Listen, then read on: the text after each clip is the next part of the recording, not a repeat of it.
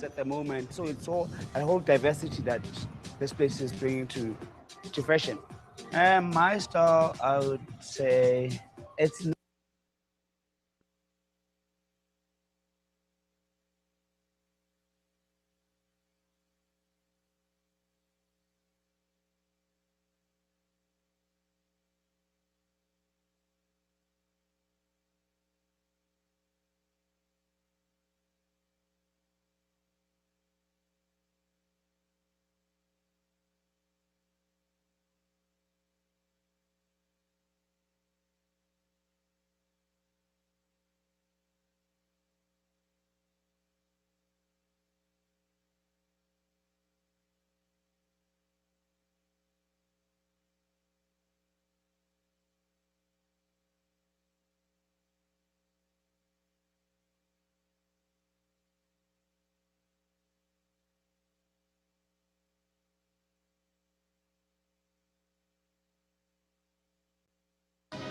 You have to tell me that. Yes, but it's a movement.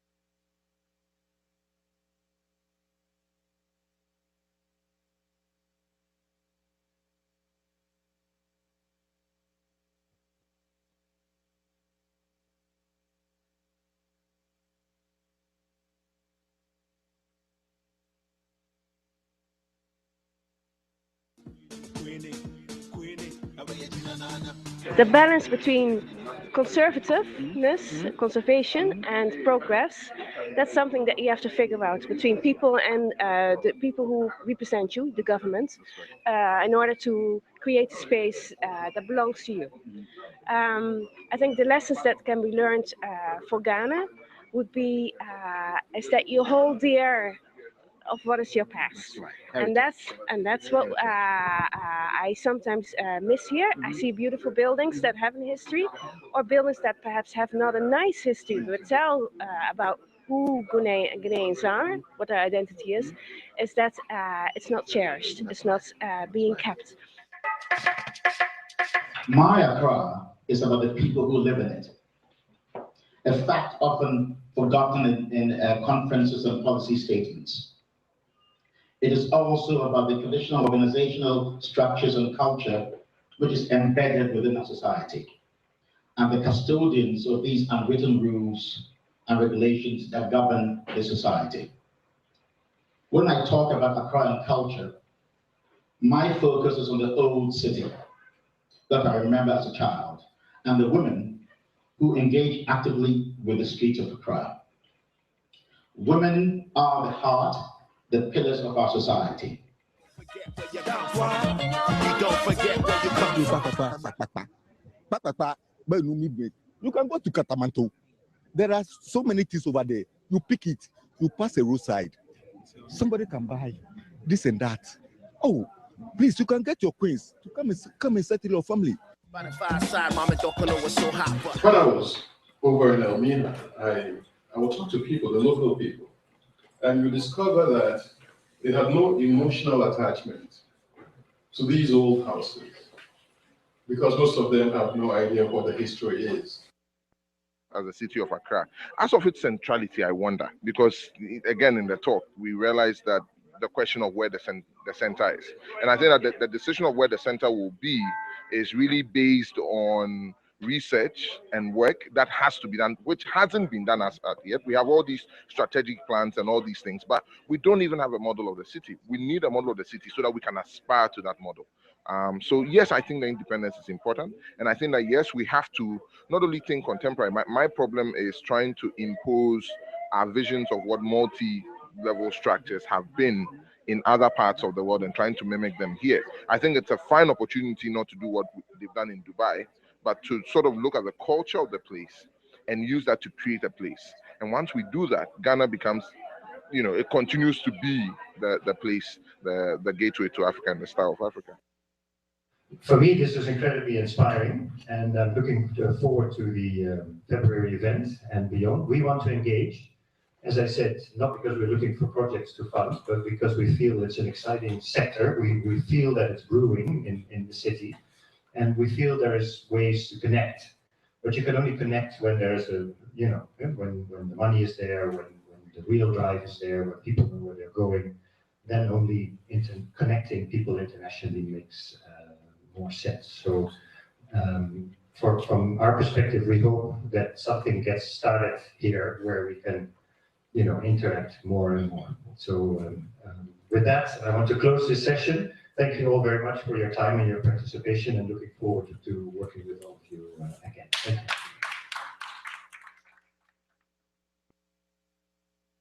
you. The economy, I don't know. They were doing it politics, which it shouldn't be. Do you know? So now it seems like, I don't know, the thing can go, then it will come down. So now, please, I don't know.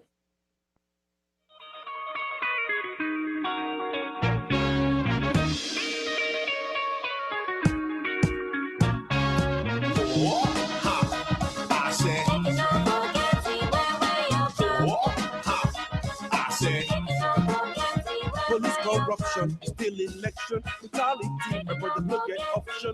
That's why you don't forget where you come from. You don't forget where you come from. Charlie, make you sick, make you chop some. It's been a minute since we did your reason where we laugh some. You didn't got it down with Bikini Sana. The chat scales, killer lows, and the pampanas. Watching us suffer dancing, we thought we would never grow up. By the fireside, Mama Dokolo was so hot, but now it was hotter than Uncle George Lane's. Me love you, and me mo go need come go me sumo go me sumo go. Me love you, and me mo go need come go me sumo go. Me love you, and me mo go need come go me sumo go. And I didn't want to and you need to move the one more Ghana Design Network, Mokopeo. Mafia Monichu Money, no work a back at Ghana watching in Lene, Sunny won't work and look our man. No, Nichu Money, no fear fair one back at your fear one back at it. Kawajentia, what you want, like our gentle, what Nichu, no work about you. No one day she can just she. No one can 10 minutes feet, no domoshi or back up. Then what they say was so nice market and the KU. She didn't be no affair, no work at Asian. Don't when it be there, whatever can you say workshop? Bonnie, yet Nanny Biana, Bonnie, yet the man were back in the water. Can Bonnie, she let me can have. You nervous now? I'm nervous. Excellent. Yeah, I think I'm good. So quickly, I'll just talk about welcome HSWs and then say who the center is and say our president will come up and say a few words about the center. Okay. And kick you off. I'm going to say a few words about you if you don't mind. Keep it simple. Simple, but I want to. It's up to you. Sure.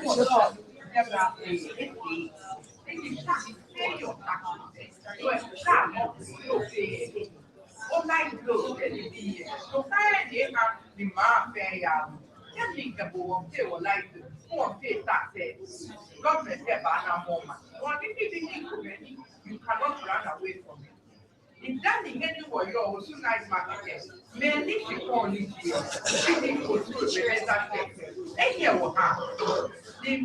Not too many? Yeah, we can put one. We also need I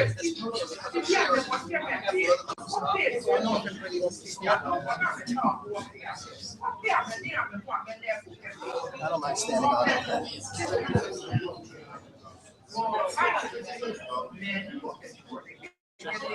Images we have to come up here to change, or no.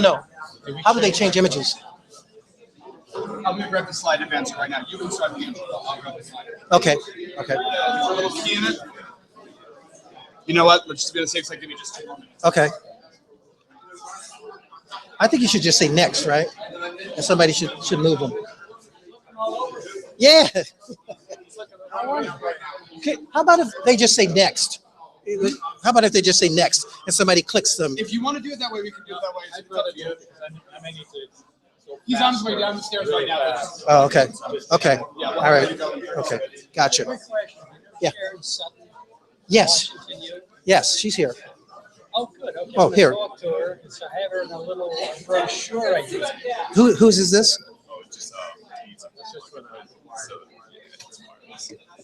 Oh, okay. Gotcha. And there's also a laser pointer if you like this type of laser. Okay, but I don't need anything, so I'm going to leave it with Judith, and then Judith can give it. Okay. Thank you so much. Really appreciate it, ma'am. Okay. Can we all take our seats and get started?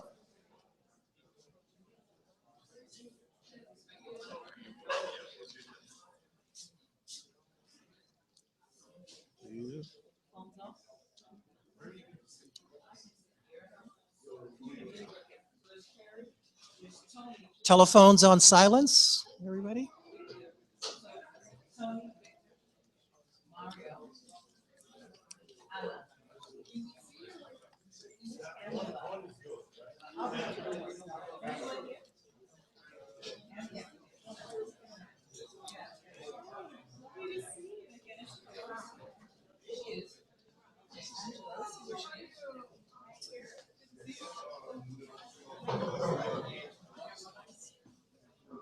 Okay, we ready? Who's that?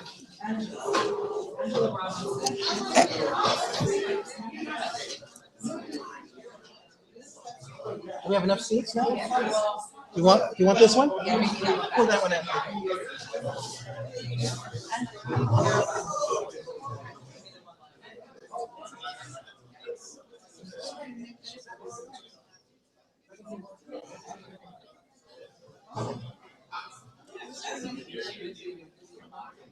Okay, we're all set. Good afternoon, everyone. Welcome to the Center for Architecture, and thank you all for coming to this very important event. My name is Jack Travis, and I am the Executive Board Secretary for 2015 and 2016 here at the Center. Before I forget, you should also know that if you're looking for learning units, there are 2 HSW units for these 2 symposiums. So if you didn't sign up or leave your number at the front, you should do that as well. We also need your emails for future events as well. So make sure that you sign in with your name and emails. The Center for Architecture is the home of AIA-NY and also incorporates our local AIA Foundation. David Burney is our acting executive director. Cynthia Krakauer is managing director of the center. Suzanne Mex is AIA-NY managing director. Tomas Rassat is our president. And assisting us throughout the organization of this event has been James Fallerino and his crew. Thank you, sir, so much. You know, events like this one are vital and pivotal for this profession as we go forward. The fact that the center's leadership understands this and has committed to a substantial role in the fostering of diversity is very commendable. It started with Mr. Rick Bell, former executive director, inviting us in and putting our name on the door. But it didn't stop there. Tomas Rassat and the ex-com members, as well as the members of the 27 committees here at AIA-NY and the full staff have been committed and have contributed to this collaboration. And we are here tonight because of all of their efforts.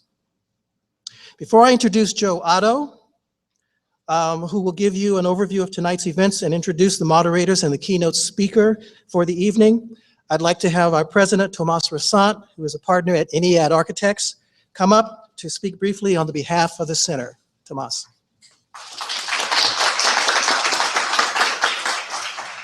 Oops. Thank you, Jack. It's a pleasure to be here to open this. You told me I have 1 minute, and we have such illustrious panelists that you don't want to hear me talk. But let me just say this, I see a lot of faces here I haven't seen here before, and it may be that you do not know what we do. This last year, we're trying to pivot AI in New York to really be a think tank on the urban environment, and the Center for Architecture to be a place of intellectual exchange. That's about to what's happened. That's about to what's happened here tonight. We're going to exchange ideas. What's so important here on the good side of globalism is that in an open-minded way, we have things to learn from the problems and the solutions that are happening in other places, and we have things to export from the knowledge base right here in this city. And I want you to join me in committing yourselves to coming here more often to help us in that exchange. I also want to thank Jack, who has really helped us refocus our commitment to diversity, not only in our own membership, but Jack and I are right now lobbying the city to make sure more minority architects get the advantage of city contracts. We're also just had a meeting with a council member yesterday I want to tell you about. We're going to try to make sure that more tradespeople get more access to the construction jobs that the city is providing. So if you are here, if you are a participant, you can help us make a better New York City. And if you participate in things like this, a better global society. So now I'm just going to leave it to the smarter people here, and welcome to the Center for Architecture. Back to you, Jack.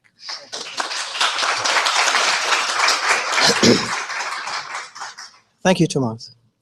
Now, just a bit of housekeeping before we get on with the show. I think it's important to mention 3 other people who might be in the audience at this time. Mark Gardner is here. Mark, there he is. Stand up, Mark.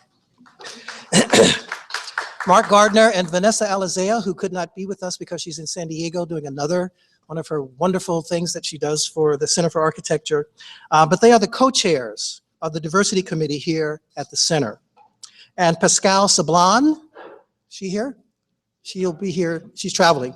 Pascal Sablan is NYCOBA NOMA president for New York City. These 3 people do a great job and thankless and a free job. Each are outstanding practitioners as well in their own right. By the way, NOMA NYCOBA will be sponsoring an event here tomorrow, as many of you might know. On Saturday, August 1st, there's the Architecture Career Symposium. The Center for Architecture from 10 a.m. to 3 p.m. will host this career symposium. The purpose of this event is to help our members refine their brand and identity as designers and as business professionals. Right? So hopefully you all who can come can be a part of that. Now on with the program. Conversations with the Diaspora is the brainchild of Mr. Joe Ase Otto. Joe is chair of the organization Archi-Africa, whose mission is, as a design-based community organization, to inspire Africa, to inspire architects, artists, musicians, writers, filmmakers, and creative people who, through their work, chronicle the African condition. Together, we are broadening the discourse as their mission goes on site on Africa's built environment to encompass the role of socio-cultural design-inspired developments. Archi-Africa's goal is to promote design strategies developed within the continent which addresses the challenges of our future and engages the next generation of professionals in this critical dialogue. What they do: draw attention to the need for preservation and archiving of African architecture, connect AIA community members with the wider public by sharing documentation and research, provide an active platform for discussion on all matters creative, bridge generations within the creative fields, develop ideas and products with our partners on design and related subjects, and promote the need for design in Africa's development agendas. Mr. Otto was born in Ghana, West Africa, and trained at the Architectural Association in London. He's worked in Finland, the UK, and the United States of America, setting up his practice in Los Angeles in 1991. His work has been influenced by genius loci and how architecture can and should respond to this in creating pieces which are both site-specific and meet the needs of people who will interact with it. He is a founding member in the A&D Museum in Los Angeles, whose mission is to advance knowledge and to enable people to appreciate and understand architecture and design. He moved back to his native country, Ghana, in 2004, and is currently the CEO of Constructs LLC. an innovative design firm based in Accra and Tamale in Ghana. Constructs LLC is currently working on several projects as both developer and architect, with a primary focus on developing, manufacturing, using, and promoting indigenous materials and technology for construction in a contemporary way. The firm has expanded its mandate to become a think tank of sorts to engage in the discourse of economic development in Ghana and Africa as a whole, and they have become self-described design socio-economists, using architecture as a platform to engage in projects ranging from rebranding of towns and cities, product design as an economic empowerment tool, to target urban planning initiatives. Now that's the wiki version. Joe Otto to Jack Travis is Big Papa Africa. He is a colleague in the struggle for design excellence, in tandem with equity and a lifelong friend who has dedicated himself to unity and collaboration amongst African and Black architects worldwide. Thus, this conference. May I please introduce to you Joe Asay Otto.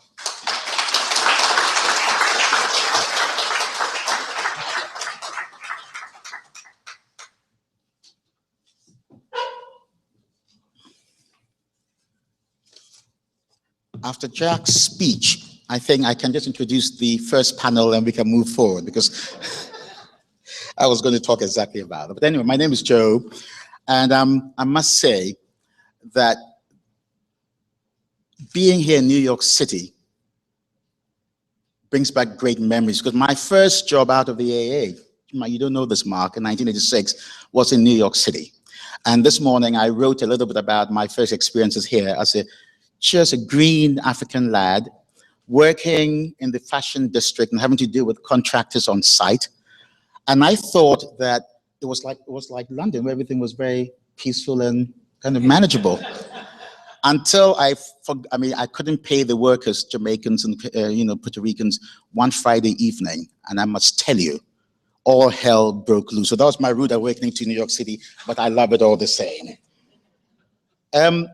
So I'm back in Ghana in 2000. I got back in 2004, and I inherited this organization called Archi Africa, which was started by Dutch architects who were working in Africa. So this picture tells you our last conference in Casablanca.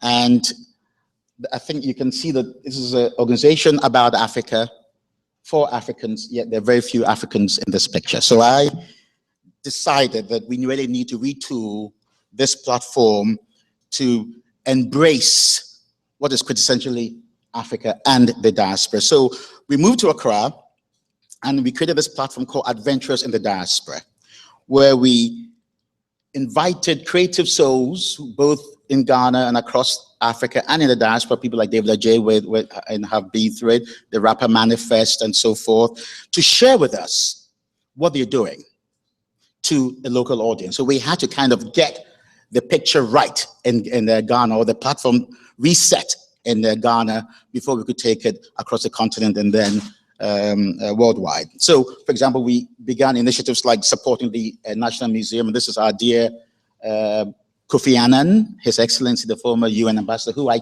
gave a tour of the National Museum of Ghana. He had never been there, and the National Museum, it's always suffering this identity crisis. So we do things like this. We had Francis Kere, who came through, and but all this talking then led to us thinking that we are now confident enough and having a much broader base that we can now take this show on the road. So we created what we call the African Condition Series, which we were invited to come to the International Union of Architects in Durban last year. And again, we put together an incredible panel of people, of architects and creatives and entrepreneurs, to discuss the African condition. I'm convinced that especially as African architects, we need to look beyond just designing buildings. We have to engage in our context. We have to engage in the role of design in reshaping society, our society, and ultimately change the lives of humanity on the continent. So we've done a lot of these things. This is one which we were invited by the Dutch government to do something at the embassy in Ghana. And then we take on crucial topics or issues of our time, like this we did in South Africa, in Joburg, with Hugh Masekela.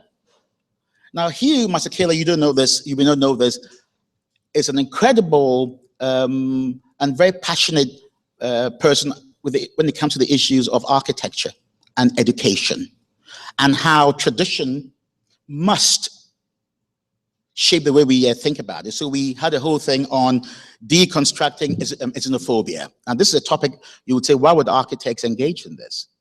But it's to us, it's about engaging in the built environment or the built spaces that create this xenophobia or the fear or the angst within the African youth, especially in South Africa.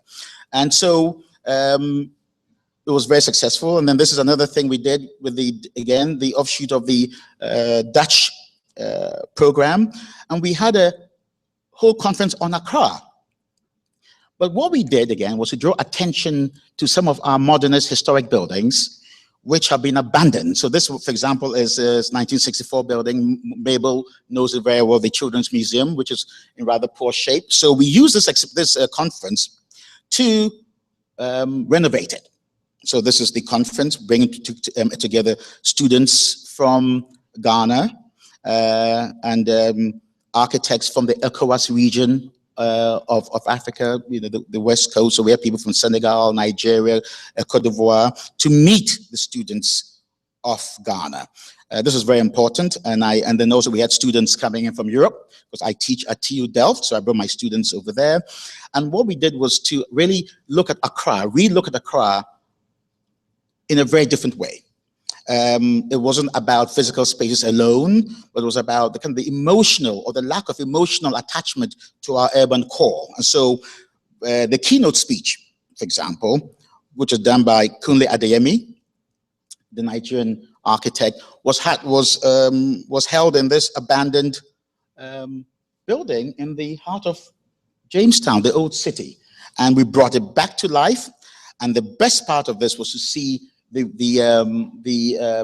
locals come out to meet us and party with us during this event. And so the next, we do things like film screenings in the community, again, bring attention to historic buildings. This one is the Usher Fort, the slave castle.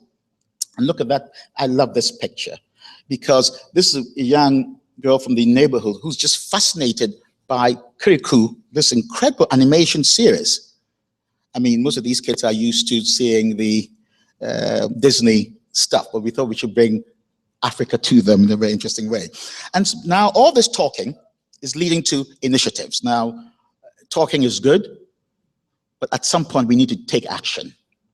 And so Archi Africa is in that stage now of organizing events based around the role of design in reshaping our local economy. So this is our latest project, and we'll find time to show the video later. But the whole idea behind this is an existing night market, which has been around for 150 years. So us creative people, how can we improve, not by thinking about rebuilding this market, but creating an environment where people can come and spend money so that the vendors do well. And I think I'm of the opinion, I don't believe in aid. It's about when people do well, they'll take care of themselves. And so this is still from the conference. Again, the students were very active in this and sharing ideas. And this is the kind of thing that Archi Africa wants to promote. We want to get students within the continent, within the diaspora, to share ideas. And so this is one of the things we're going to talk about the next steps of getting young people engaged. And the other thing that we also do is we support institutions. So in this case, we designed, funded by Judith. I got a loan from Judith to do this. Judith, I still owe you the money. Oh, yeah. I beg you. Okay. This is real. So the last year, in September, there was the World Design Conference in Cape Town. And the mayor of Accra wanted to, and it was a city's exhibition of which Accra had to participate. Well, the city of Accra as with most things, I hope he's not watching me. It's not very organized, you know, and they didn't have any money and so forth. So we decided as Arche Africa to engage in creating an exhibit that represented our city. So we actually got this thing built for the city of Accra, and it was a huge success. So again, we really want to get more and more into projects. And so this is our most ambitious project yet. After 10 years in Ghana, and all the talking and all the traveling and all the ideas, Jack, we've been talking, you know, Victor, you've been to my house, we keep talking. Who else has been? Prof. Richardson, we keep talking. You were with us in Ghana on Skype, the Arche Africa Education Network. We thought that the time has come to really engage in a physical project that embodies all the things that we think as creative people we can bring to bear. This is the old city of Jamestown, and this is a site that we're looking at to buy, this old warehouse there, and create and develop a creative hub. We're keeping the old building, and we're going to have a mixed-use development and apartments at the back, which will pay for the entire investment. And so we keep doing these initiatives, which draws attention to the need to relook at the old city. I mean, Accra is developing like all parts of the world, but it's about suburbia. It's growing and it's growing and it's becoming a mess. And so we think that we need to draw attention to the need to look at our old city and make it livable again. So to support ourselves, this is a project that we are the publishers of the maiden issue of the Ghana Institute of Architects magazine. So because we've had an online magazine for the last several years, the Institute felt that this will be coming out in September. And Mabel, you'll be interested. This whole issue is on, and Sharon, it's on the history of architecture in Ghana and the creation of KNUST, our first University of Science and Technology. So that's what the whole issue is about. And we kind of have, this is Nata Matafi, who some of you might know. He's really the main editor behind all of this. And we are also about to publish a second book with Uncle Nat on Accra, looking at Accra from different angles, looking at the socio and the history and the economic, and how the physical spaces have changed, but more importantly, how the cultural impact is being diminished and so forth. So what next for us after this event? The next event that we're planning is Celebration in Lagos, October 12th. Now, for those of you who know the great work of Fela Kuti, Fela's still lives on, and his family, led by Victor's cousin Theo Lawson, they have a yearly festival called Celebration. And this will be the first time that there's an architectural component to this festival. And if you remember the first slide, after Casablanca, I swore that Arche Africa would never do a conference in isolation. It needs to be part of a creative endeavor so that there can be shared experiences. So this is what we're doing, and we are having students from Ghana and Nigeria because of the budget, and see how many other students can show up to engage in a charrette. This is the theme of bridging. And so this is our wish list of the students that we hope will come. Howard University, I hope you can bring at least 1 or 2 students from here. Pratt, NYU. And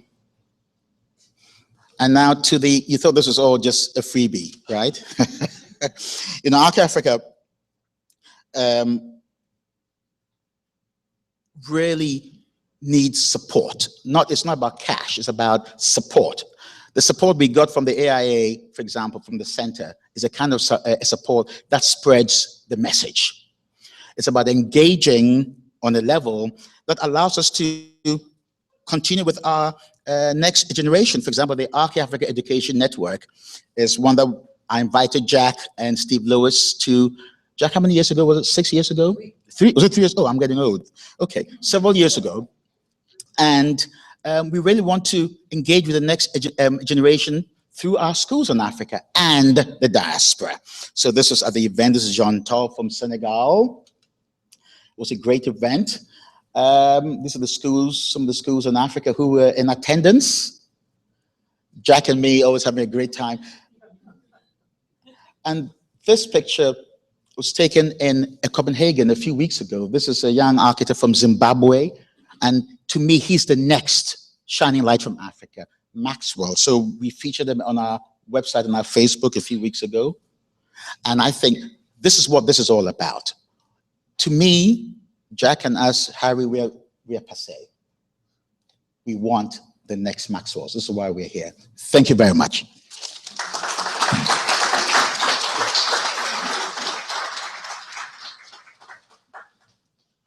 Now, the next panel is going to be to the woman I owe some money to, Judith. Hey, do?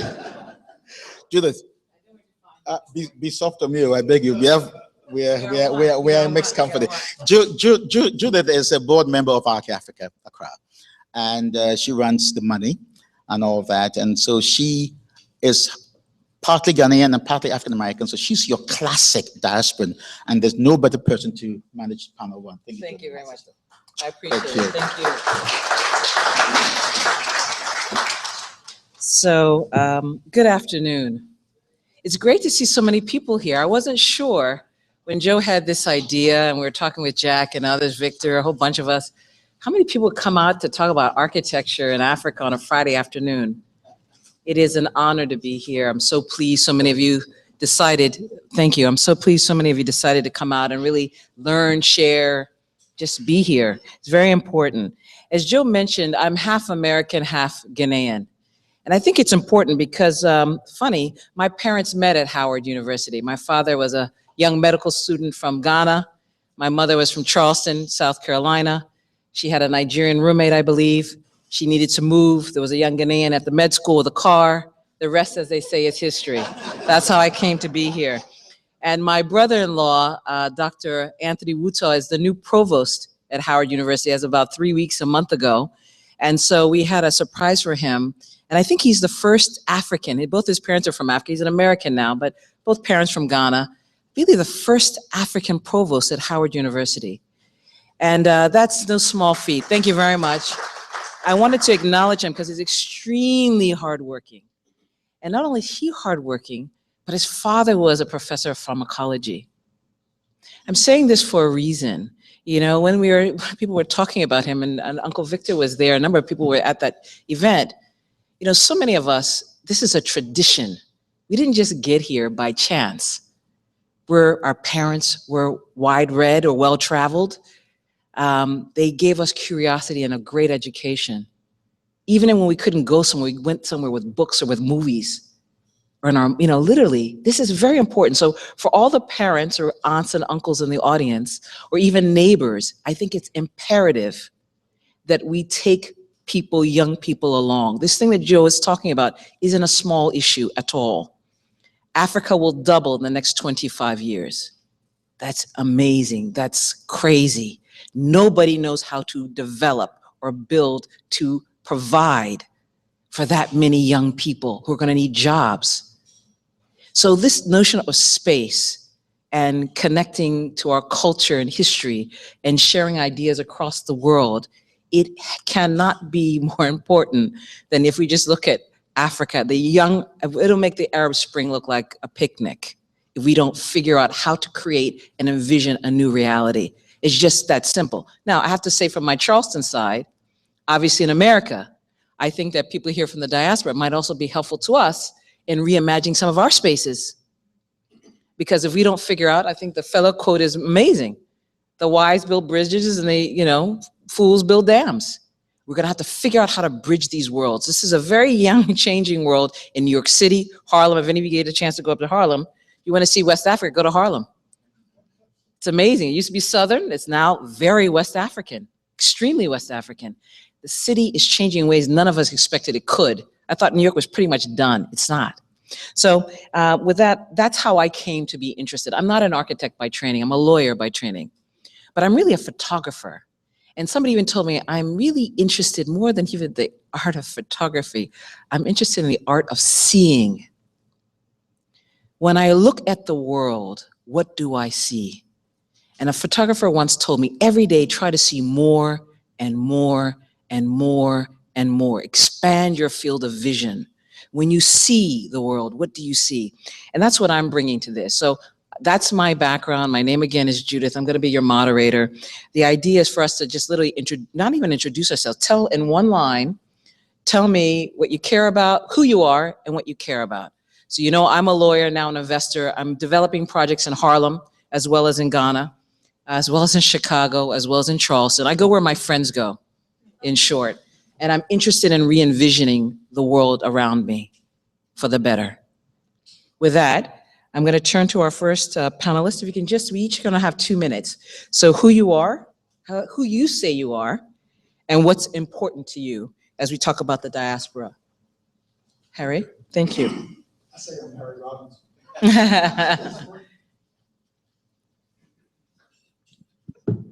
Is it on? Yeah. Okay. Okay.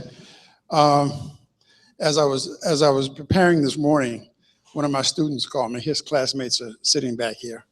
His name is Richard Lullivar, and Richard calls me 3 or 4 times a day. I think I've become his father, but we're good friends. He says, "Prof, what are you going to talk about?"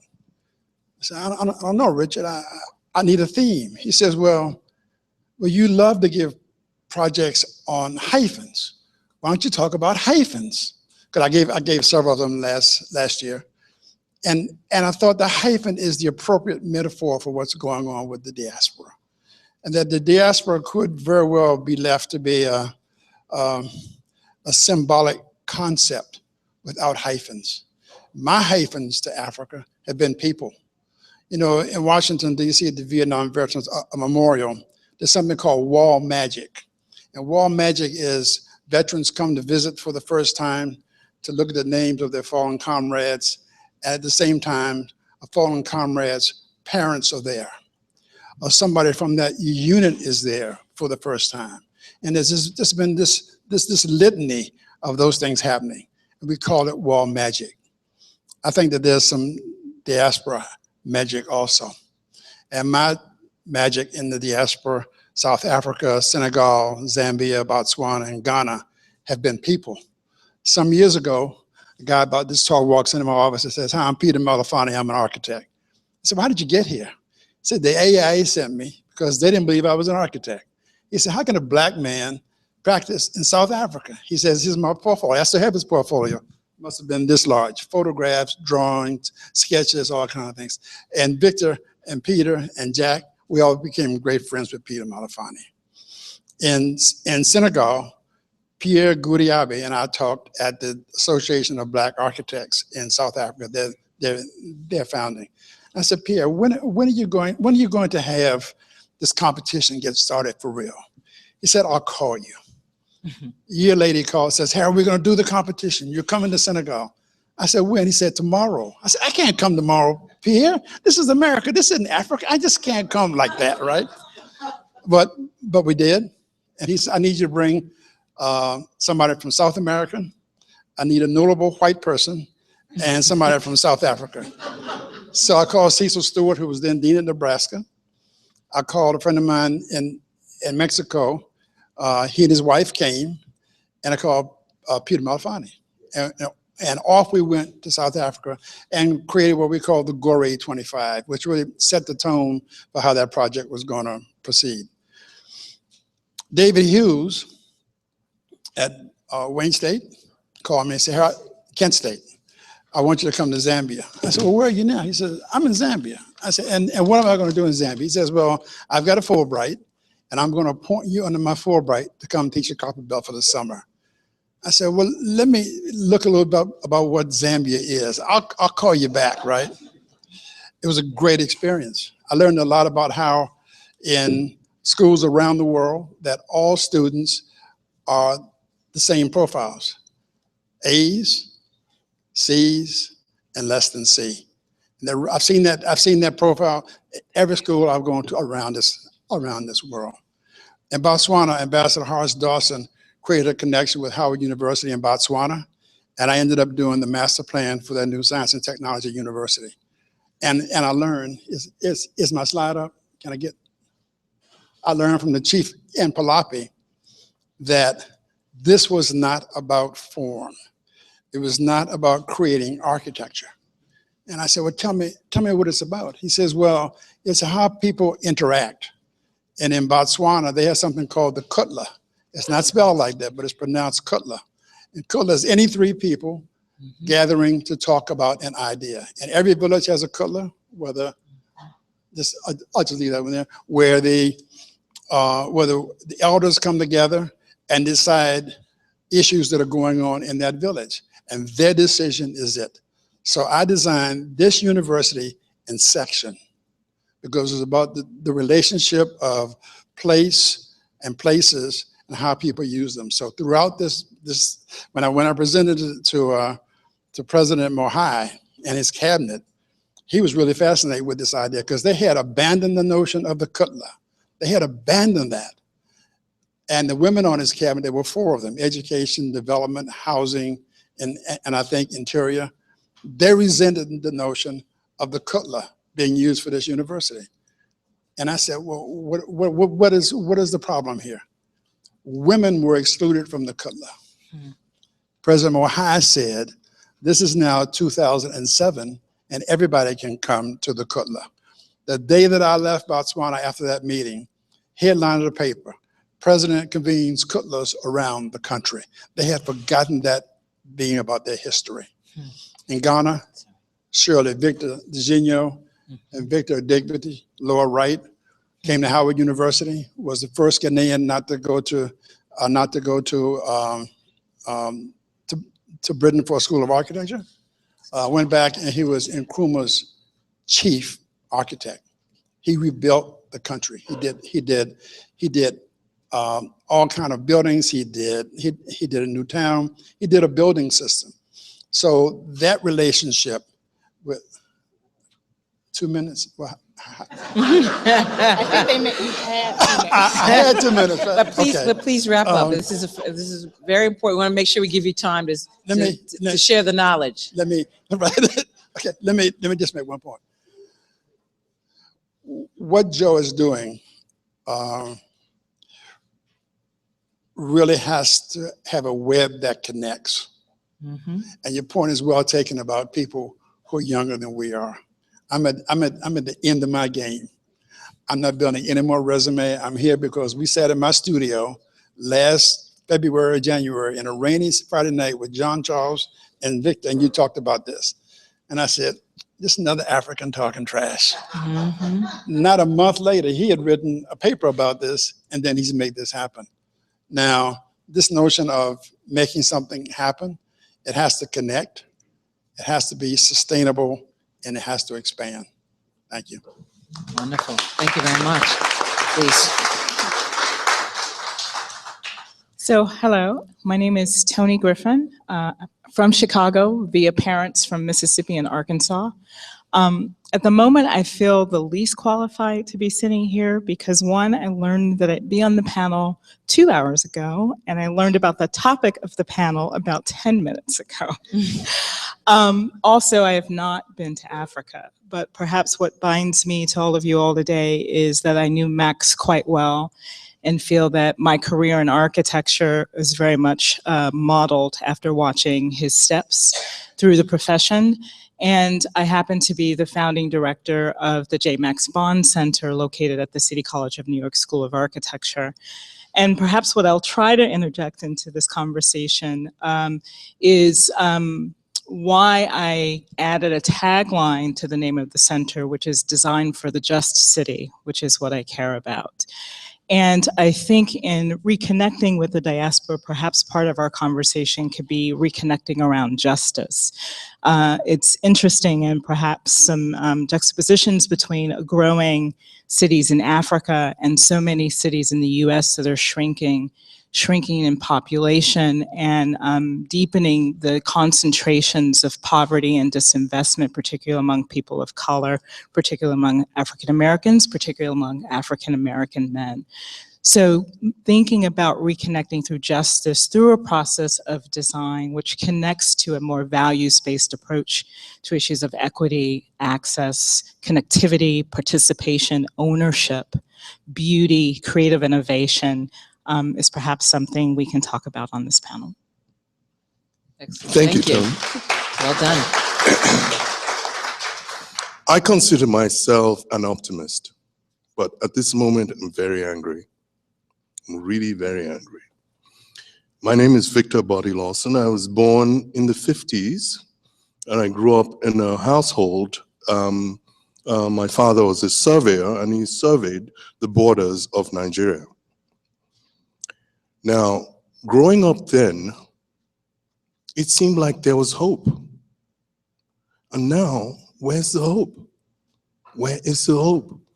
Growing up then, it seemed like Africa was moving up.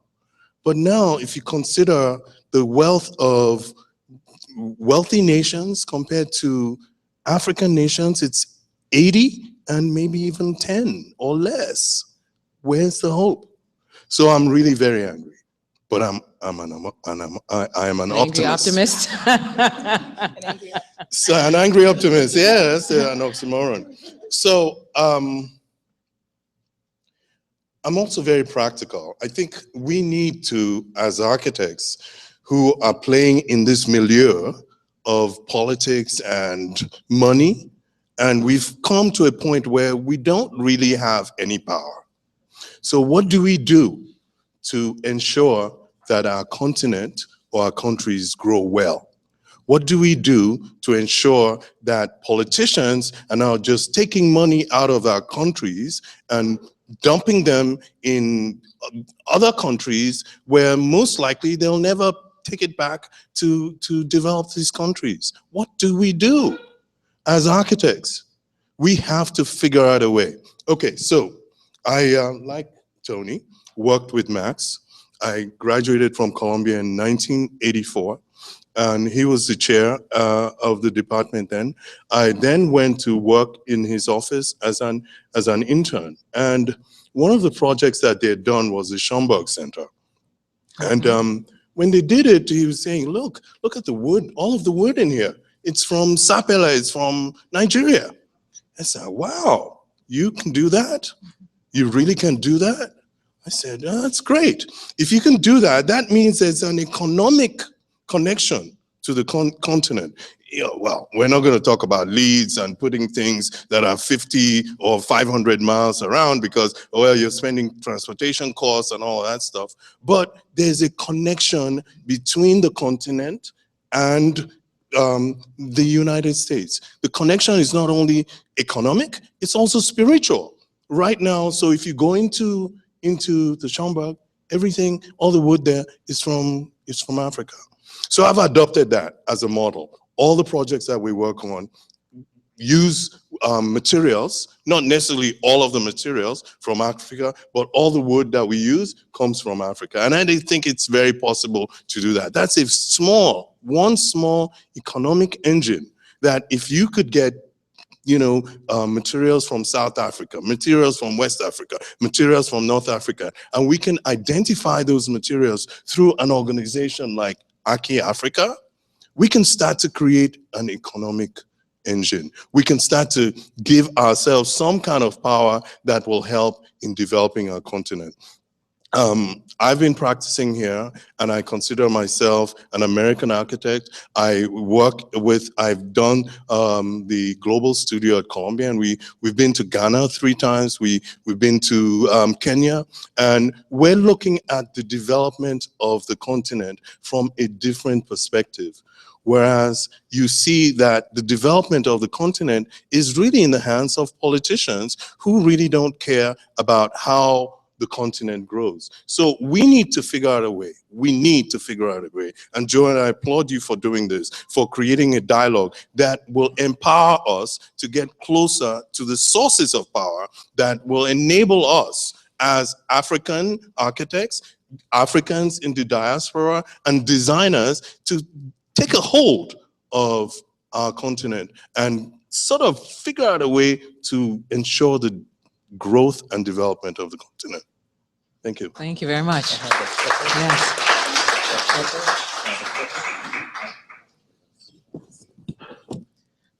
Good afternoon. Is it on? Yep. Good afternoon. My name is Mario Gooden. And if we can have the slides, please.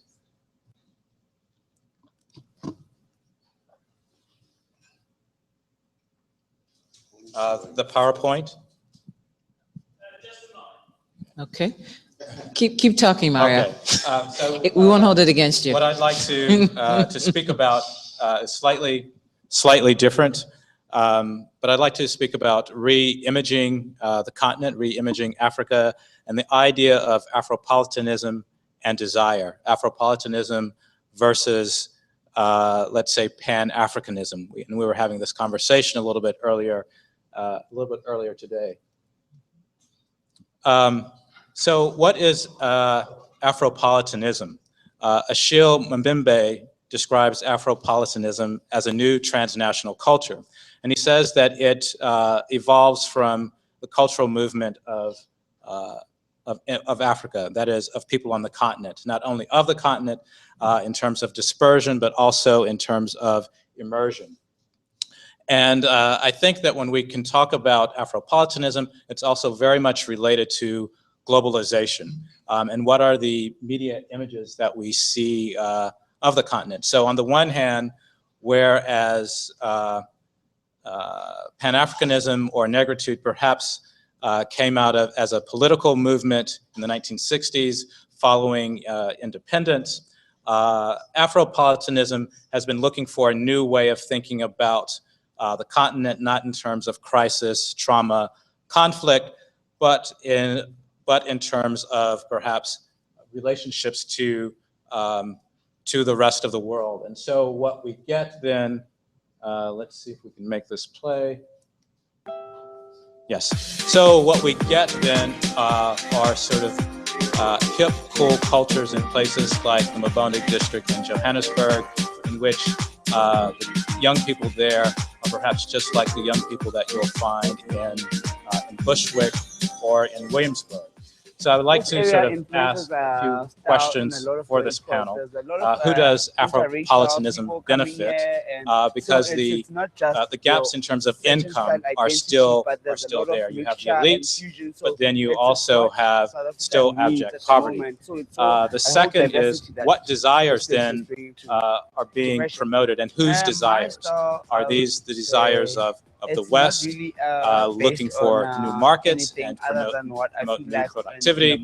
So, for example, following the crash of 2008, the buzz about the continent was Africa rising. Africa rising. What does that mean? And again, who does that benefit? And the final couple of questions that I like to ask is that if, let's say, in the 20th century, Africa was mostly described in terms of crisis, conflict, trauma, is Afropolitanism the only alternative to a new narrative about the continent? Are there other narratives about the continent? And then finally, while Afropolitans talk about what it means to be young and cool and hip, have you seen some of these people here in Joburg? Africans are many of them concerned about addressing the world beyond their own social realities, and how do they reconnect with their history? So with that, this will play maybe a couple more seconds, but I'd like to leave those questions. Thank you. Perfect, thank you. Well, right now the color white is the predominant meaning. I think you're on, try. Is it on? Yes. Yeah, okay. My name's Anna Abengowi. I am originally from Nigeria, born in the UK, a US citizen. So I'm a bit of a, possibly an Afropolitan, I'm not sure. We can discuss that. Certainly a tri-national.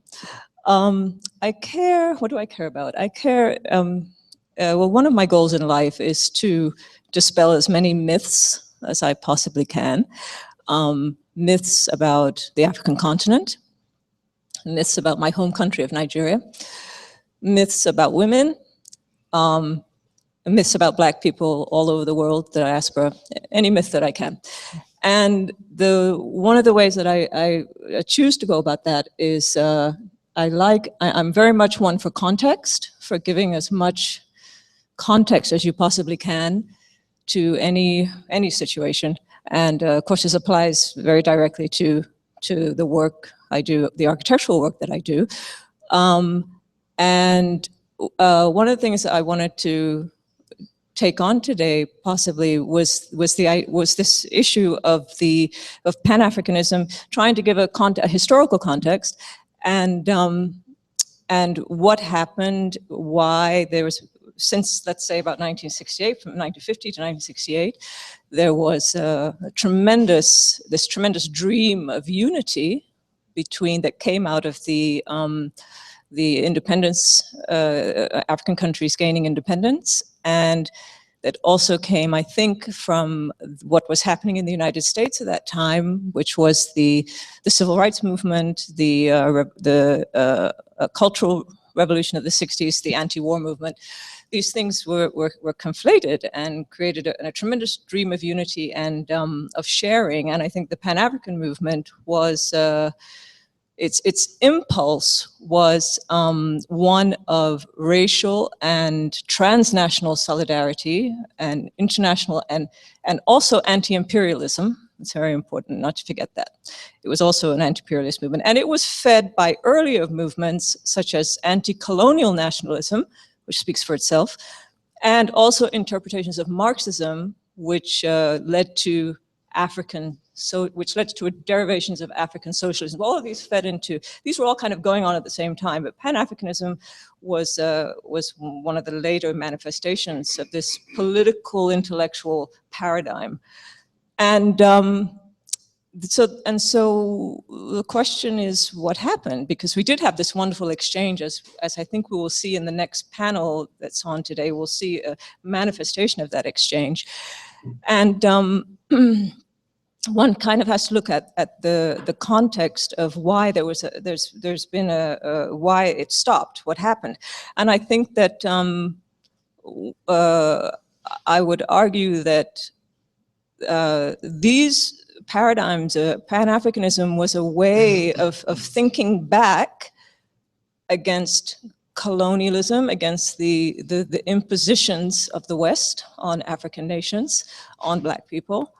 And I think that what happened with in Africa is that a lot of the institutions that came out of Pan-Africanism became ossified, they became reified, they became fixed, and they didn't have the flexibility to be able to, they sort of lost, they became ossified to the point of not really being credible or useful anymore in terms of us being able to, they hindered the renewal of thought, of cultural criticism, and artistic and philosophical creativity for a very long time. And this part of this is a lot of the upheaval that came, post-colonial upheaval with coups and dictatorships and wars and instability.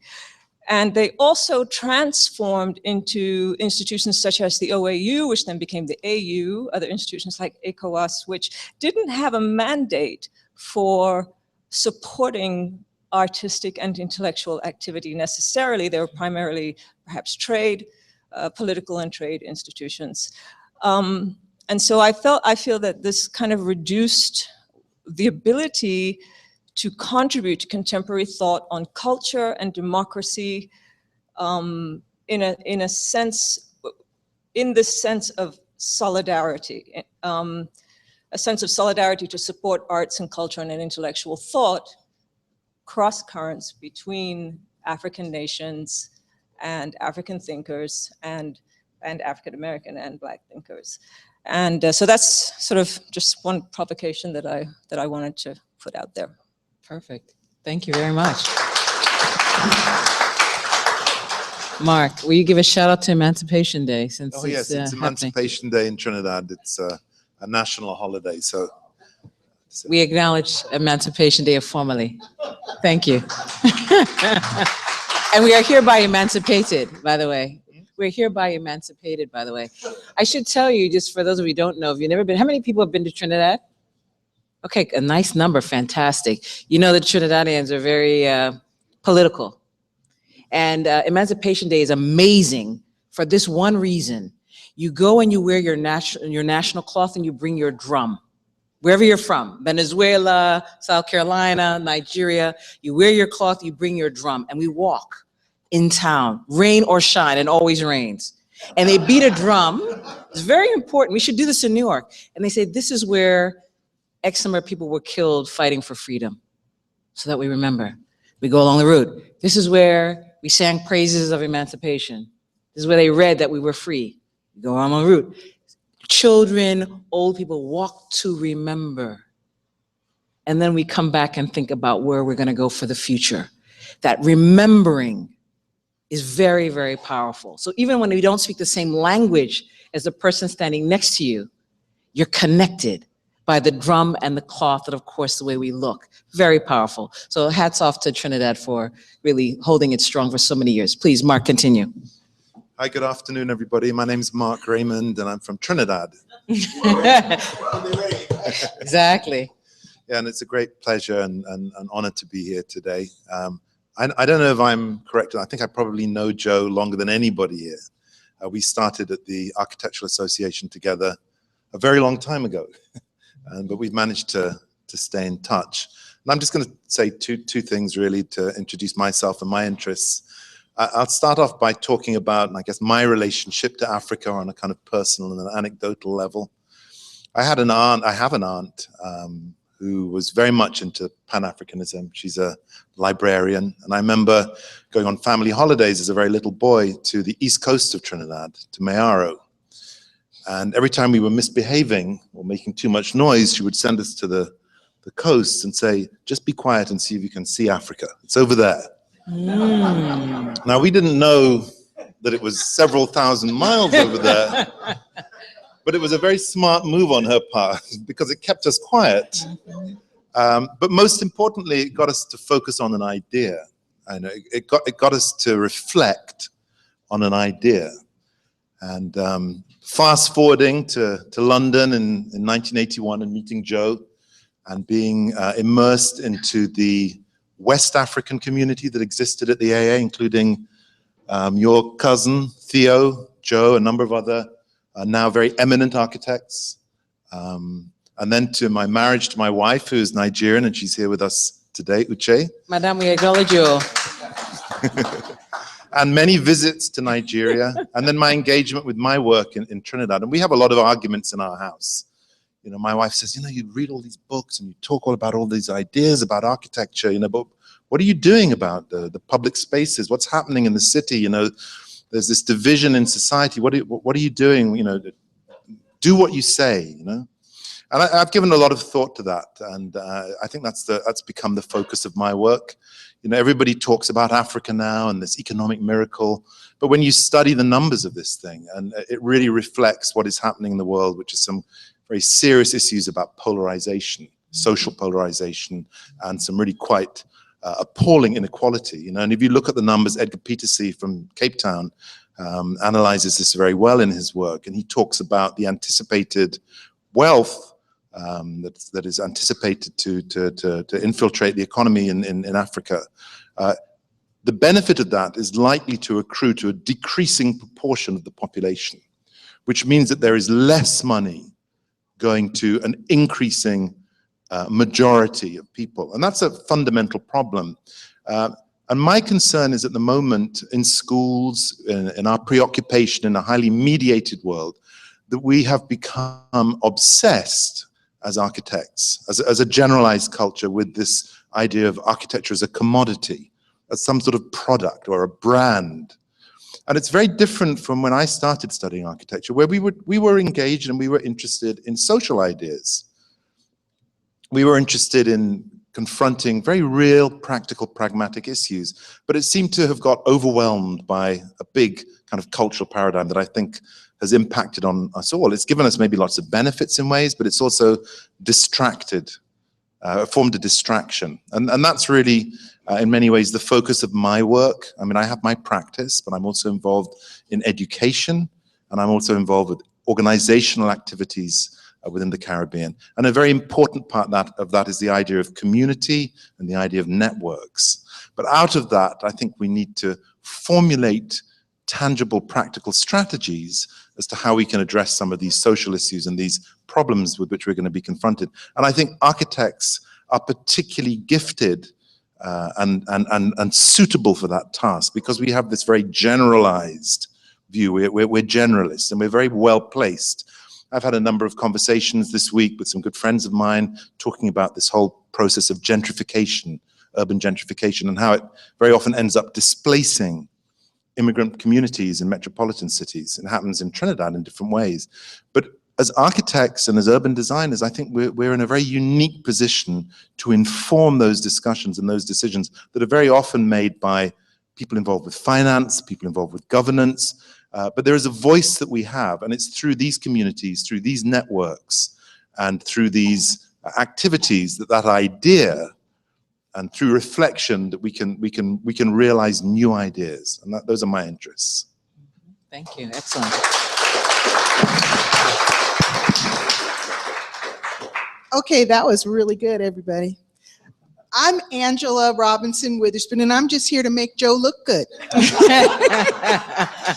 I'm an actor and a filmmaker, and this is my crew here filming today. And it was my thought that if something's gonna happen, this will make a good movie. But if nothing's gonna happen, then we've wasted our tape or wasted our batteries. And you grew up in the 50s, and I have to say I was born in the 50s too. And I grew up in Washington, D.C., and my father went to Lincoln University in Pennsylvania. And the joke at our house was that in the oratorical contest of 1939, my father took first place, and some kid named Kwame took second. But I think that we're all really concerned about how we're feeling.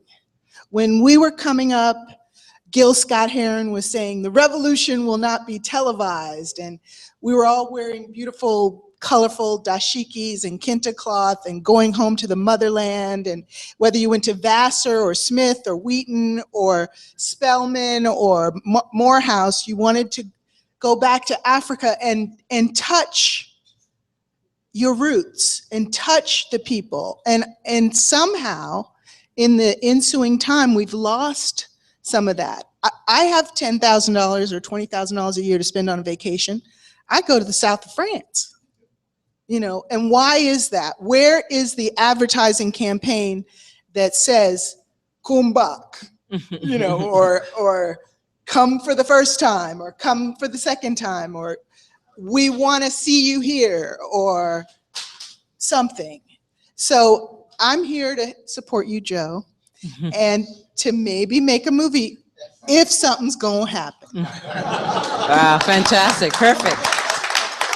Thank you for that, wonderful. I think we want to open it up to questions from the audience. Thoughts, questions, ideas? Please, all the way in the back, thank you. Yeah, a question about, since we're talking about building things, what are your thoughts on the fact that today, a lot of the things that are being built in the third world are being built by China? Oh, so can we get a mic? Can we get a mic? Yeah, we're taping it though. Thank you. Can you also say your name and Yes, okay. where you're Yep. from? My Can you name- stand up, sir? Thank you Of so course, much. why not? My name is Robert. I am a multimedia artist and designer. Wonderful, And my welcome. question relates to, since we're talking about building things, that a lot of what is being built in the third world today, particularly in Africa, is being built by China. And it's a very colonialist project because a lot of it's about building things specifically designed to get resources to their own entities. So thoughts about that? Anybody, let's take another question. So we have a couple of them and then we can open it to the panel. Anybody else have a question or comment? Anybody want to address it here at the panel level? China and building things, please. The Trinidadian government has a kind of government-to-government arrangement with the Republic of China. And as a consequence, a large number of buildings are being built in Trinidad, financed with Chinese money, designed by Chinese architects and built by Chinese contractors. It's a facet of globalization that I think is very difficult to come to terms with, and it's having an enormous impact on the physical environment of Trinidad, as I know it is many other places. You know, so what do I think of it? I don't like it, but I don't know what to do about it other than to advocate where I am to ensure that architects from Trinidad or from our region are actively engaged in the places. What we are finding is a number of those buildings are not performing properly for a number of different levels, on a technical level, construction quality level, and programmatically. So they're fairly easy targets, and they provide fairly good sort of leverage for cogent arguments as to why more effective strategies for architecture be employed to design things in particular places. But what you're asking is also a much bigger political question, and I don't know how to address that. But in terms of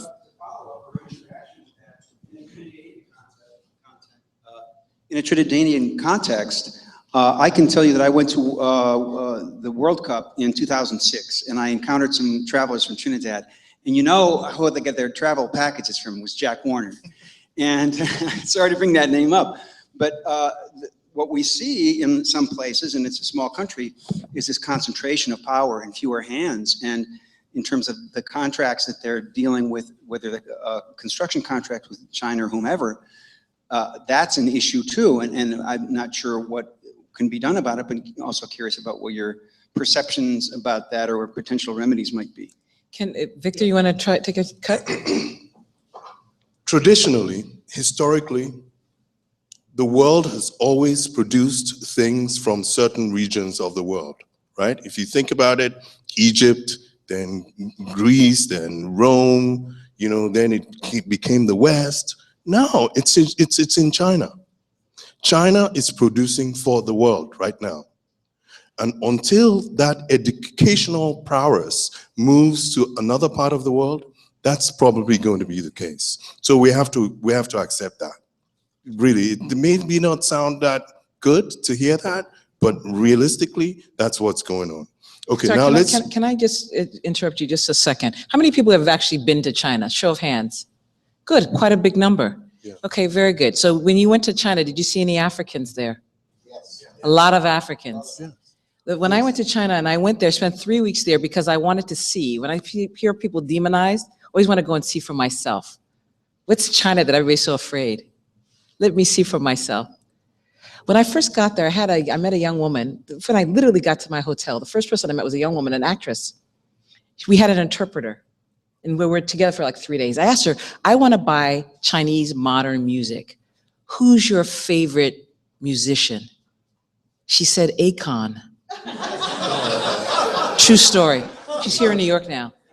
And that taught me something. At first I was like, am I understanding you properly? Like, can you say it again? I want to, if you have hip, like, Akon is her favorite. She can't speak any English, but Akon is her favorite musician. So I want to just throw that in there because sometimes, you know, there are many ways to skin this cat.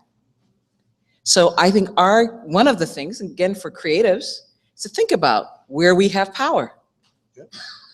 Things that are hard to replicate. Cement, probably pretty easy to replicate, you know, but there are certain things that we do well. We've seen over and over and over again for a long time that's kind of hard to replicate. So I just want to throw that out there as we're thinking about power. Yeah.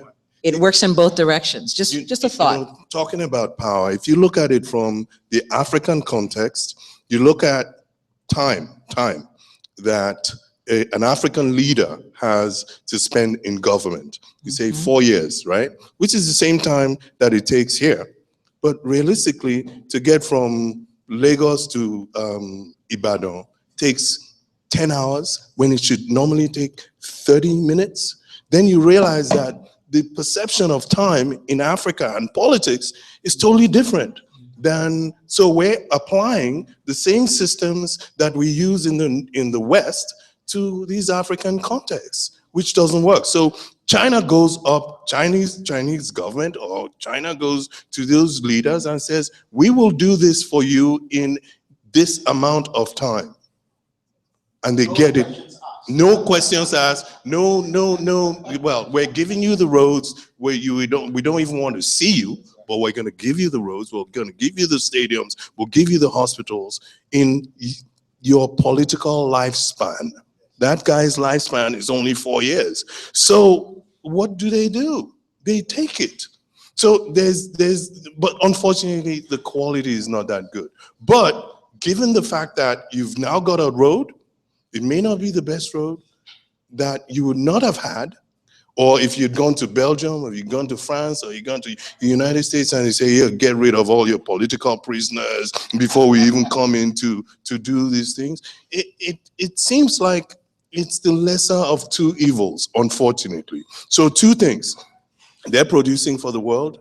Because of that, they're becoming more powerful. Because of that, they're wielding their power around the world, and they're buying resources at the same time. And at the same time, those that can afford it are getting a little more than they wouldn't have. So I don't personally, like you, Mark, I don't really like the quality of the work. But when I look at it from that political lifespan, I realize that maybe this is what we need to do. So now we as architects have to figure out a way, or planners or urban designers have to figure out a way to work with our leaders to dictate the terms. Any other questions? Let's get some from, please, and then let's just take a, yep.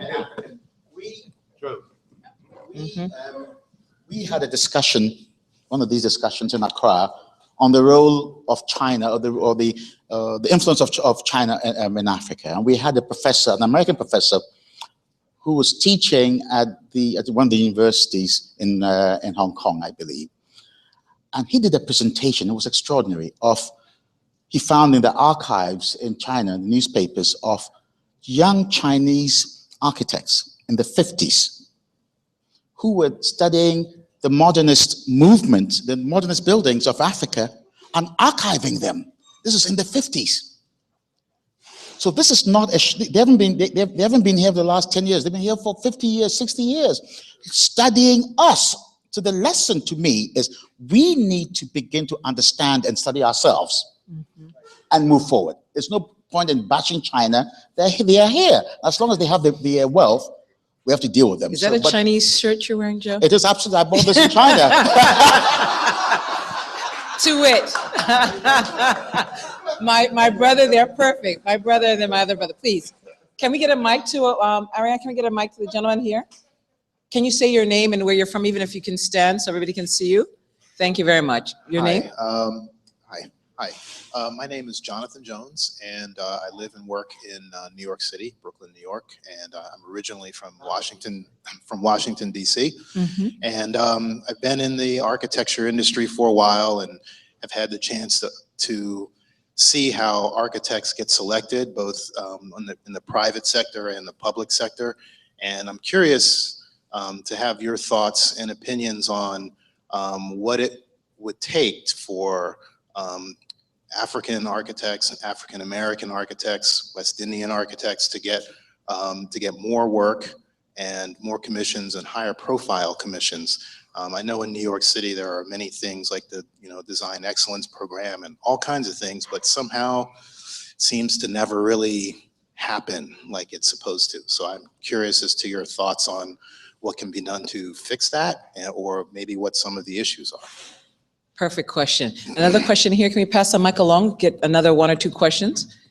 And then the gentleman in the back there too. Oh, sorry, my sister. We'll have to go to my sister, then I'll get you next. Go ahead, please. Good afternoon, everyone. My name is Livingstone Mukasa. And from where, please? I'm 50% Ugandan, 50% Kenyan. But I consider Jumbo. So I consider myself African first. This is a great event. Thank you, Jack, for telling me about it, and thank you, Joe, for putting it together. My question is in regards to how we all have responsibilities in building more bridges amongst ourselves, not only to build Africa, but also to build communities of African descent. And I was wondering if the panel can discuss or share their thoughts on how we can foster more collaboration, more exchanges, how HBCUs, for example, can become more active in partnering with African schools of architecture, not just on a student level, but a faculty level. How we can have more cultural exchanges. Mario's slide had a photograph of an architectural record issue. I think it was a couple of years ago, the Africa issue. I remember being very excited when that issue came out, but after reading it, my heart sunk because of all the projects and architects they featured, not a single one was by a resident African firm or architect. And they call this the Africa issue. And we're seeing this kind of thinking more and more in the architectural space, in the public interest sector, public interest design sector. We're seeing more and more philanthropic architectural work happening in Africa. But when you look at the faces behind that work, questions arise on whose interests are really at heart here, whose interests are being represented. In Joe's slide, he mentioned one of the emerging talents in the African architectural space, a young man called Maxwell Mutanda. Excellent guy, but all across Africa, there are many of these kinds of individuals, but they're virtually unknown here in the Western world. And unfortunately, when it comes to exposure, when it comes to media, the Western world dominates that space. And these young talents are looking for partnerships. They're looking for people outside amongst the diaspora, or people who are not of the diaspora, but interested in Africa.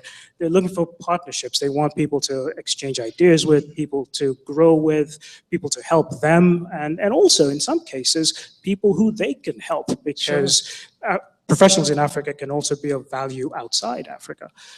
So these are some of the areas I was wondering if some of you can share some thoughts and ideas on. Thank you. Wonderful comment and question. Madam, would you like to just throw your voice in while we have, then we'll open it up to the panel. Thank you. Can you tell us your name and where you're from? Yeah, I don't have to stand up because I'm the third person below. I'm the person below Anna Abengowe. I'm Mabel Wilson, and I'm a professor at Columbia University. And my question actually in part stems from the ACON comment, but it also addresses something both Anna and Mario both spoke about. And Anna, you were talking about Pan-Africanism, which I think is a very interesting movement beginning in the early 20th century.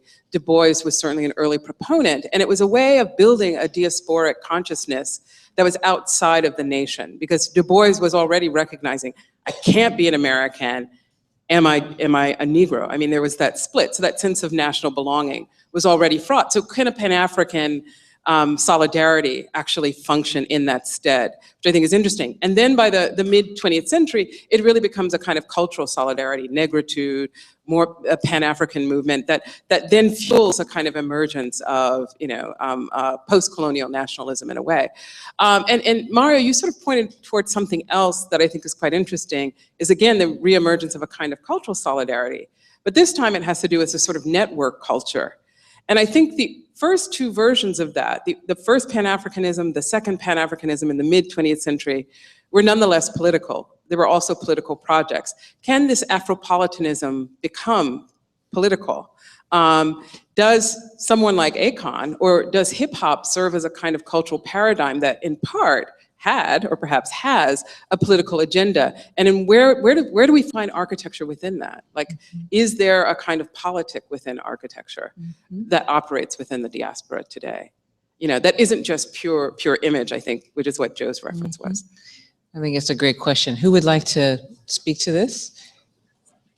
Yeah, okay, so Mario, then Anna? Yeah, I'll try to put all three questions together somehow. Mabel's question, the question about the sort of presence of African-American architects and how does one get more visibility? And then the question here about, yes, that was the May 2012 issue of Architectural Record, and in some ways it was kind of the usual suspects. There were no sort of buildings designed by African Americans or African architects, but the race is on in terms of desire. So that was one of my questions was, who is this benefiting? Who is Afropolitanism benefiting? And I mean, I do think that something that Mark said in terms of architecture becoming about branding and it has become a commodity. That may be a kind of tide in which we cannot reverse. Certainly, I think Afropolitanism goes hand in hand with globalization and goes hand in hand with increasing consumer culture. So the fact that hipsters in Joburg can look like hipsters in Brooklyn, or you see renderings for developments in Lagos, which looks like any seaside development anywhere else in the world, which is an enclave, very glossy sort of images. But perhaps there might be a way in which, as a mode of cultural production, we architects as well as those of us who are concerned can somehow subvert that system. So maybe we actually have to learn better the language of consumption and consumerism and the images that it produces in order to somehow subvert that and to turn it politically. So how can we sort of take those images and somehow make them mean something else in terms of how they're produced? I'm not quite sure exactly what that method or that strategy would be, but I think that's where we have to insert ourselves, is within that kind of production. It's actually a very, anybody else? Anna, please. Just one comment I want to make is that I think the term that's really important when discussing Pan-Africanism is solidarity. That it was a movement that, or it was a thought that was based on racial and transnational solidarity. That's the key. And I think that I don't know terribly much about Afropolitanism. It's fairly new, but from what I can determine, I don't see that it's particularly based on this sense of solidarity. I feel that it's much more individualistic. And once again, for me, that brings it back to context, which is that I think while things were happening in Africa to undermine the unity goal and solidarity goal of Pan-Africanism, it was happening the corollary was happening in the United States also, where Black solidarity was undermined by several political issues, such as the Nixon Southern strategy. Then this is like, if we talk about from 1968, then Reagan's neoliberalism, war on drugs, Clinton's deregulation, mass incarceration, all of these things, these political acts contributed to undermining solidarity among Black people in the United States and solidarity with African nations, and this was being undermined in African nations also. So I think that, I don't know where Afropolitanism fits into this historical picture. And I mean, I know we can't go back, so this isn't a call for revisionism or some sort of nostalgia to some sort of, great era. But I do think that the key missing here is solidarity, and that's maybe a way to begin to critique Afropolitanism and its effectiveness. Can I actually, please, I want you to pick up, but I just wanted to mention very quickly, and it's almost 5:30, so we're almost out of time, but I just wanted to mention, I think things are happening that we don't always connect. So when we talk about solidarity, the fact that there's something called Emancipation Day, it's been happening for 20 years in Trinidad. People come from all over the world, talk about art, politics, history, every topic known to man, politics, they literally study it. There are teach-ins. People come specifically to be taught, to share, to be restored, and to go back. That's the purpose of it. So there are things, and I think even among young people here, I wish that some of the young people, if we get some comments before we end, some of the young people, tell us what's happening on your campuses or your workplaces. Because I think some of these themes, I'm sure this movement, Black Lives Matter, is being discussed in Nigeria. It's being discussed in Trinidad. I count on it. In addition to the cities here, everybody around the world, certainly every Black person I know of anywhere in the world, is thinking about this and what it means for them and how they can also help. So I think we often think of help coming from America to the diaspora. I also think there's some help, maybe some new ways of thinking that can come in all directions. I just wanted to put that out there. And I think this notion even of a just city, what does it mean to have a just city? Whether it's Charleston or Brooklyn or Accra or Lagos. We understand what justice looks like or doesn't look like in Port of Spain or in Lagos or my home city of Kumasi. You know, we know there are a lot of people with all this rich, everybody wanted to be, my houseboy in Ghana, as we say, young man in my house, looks like he's Jay-Z. He's got his pants. We have something in Ghana called Lafa, a locally acquired foreign accent. You need never have left Accra and you speak with an American, like you're from Brooklyn. True story, everybody knows. I'm sure some of you must know this. What is that about? Why is this important? Anyway, we want to talk about the Just City. Please, Tony, would you speak to that? The Just City, but I maybe want to try to connect the latter part of Mabel's question to the question over here and maybe suggest that architecture becomes political at the scale of city building. And while we're talking about the growth of cities in Africa and the challenges of some of the shrinking cities in the US, I have found through my own experience transitioning from the practice of architecture to urban design and urban planning as a public official is where architecture got very political, and the way in which I had to work across public and private sector and in communities and thinking about how land is shaped, how it's developed, and it became very tangible there. So to the extent that architects become more collaborative or morph into the scale of urban planning and urban design, I think is where that intersection can begin to happen. And I think embrace all these types of issues, how I have to think about who the beneficiaries of the city or the neighborhood are, whose desires are actually influencing the land and development policies that are happening is one opportunity for that.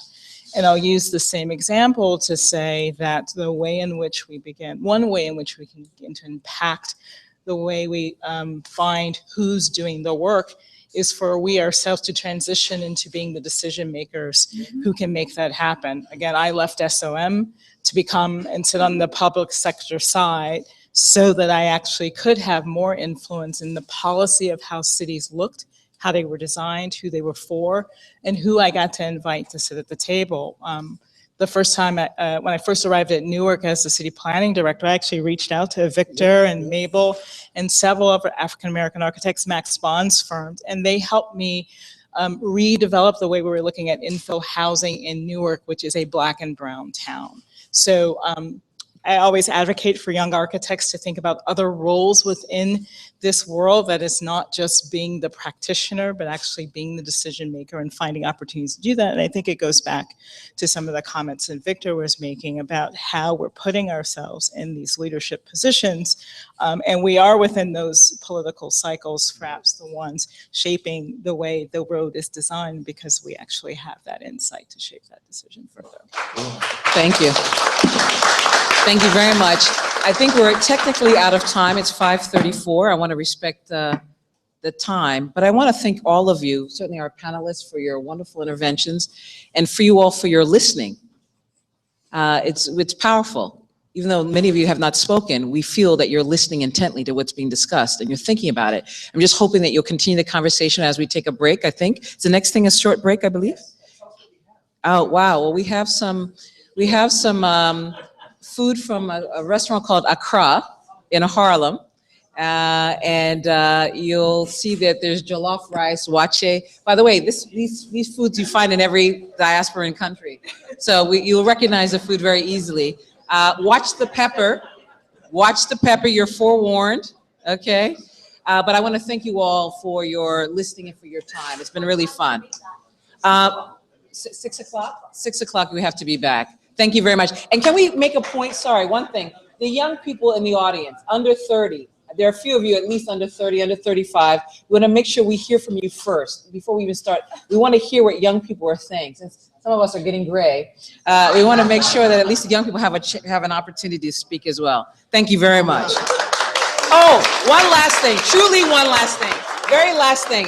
We're talking about making things happen and owning things.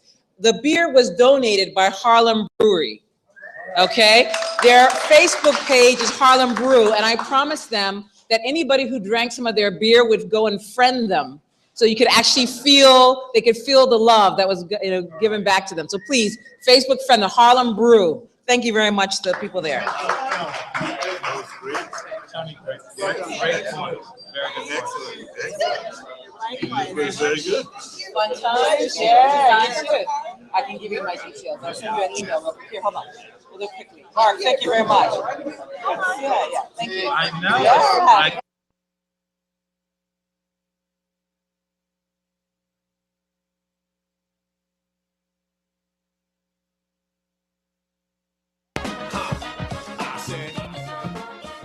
Welcome again to this seminar on how creative impulses underpinned by economy and culture can reshape it. To me, that comes down to how can we harness the creative spirits of Ghanaians and the residents of Accra. The history of the Netherlands and Ghana have been intertwined for centuries.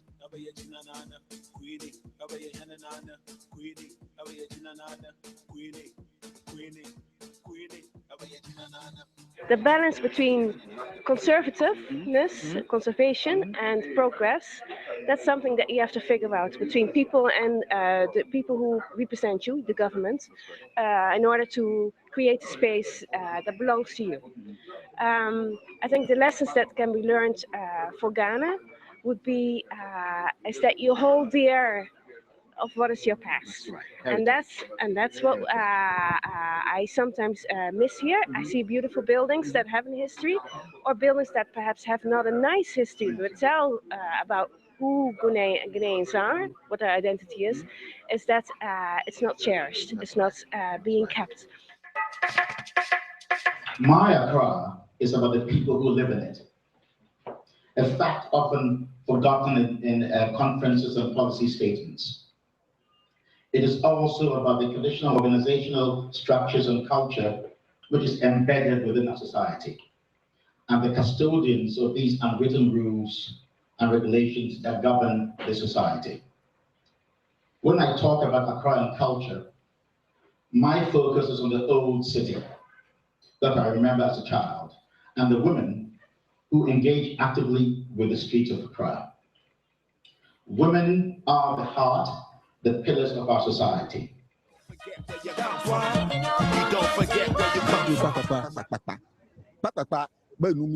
You can go to Katamanto. There are so many things over there. You pick it, you pass a roadside. Somebody can buy this and that. Oh, please, you can get your queens to come and settle your family. When I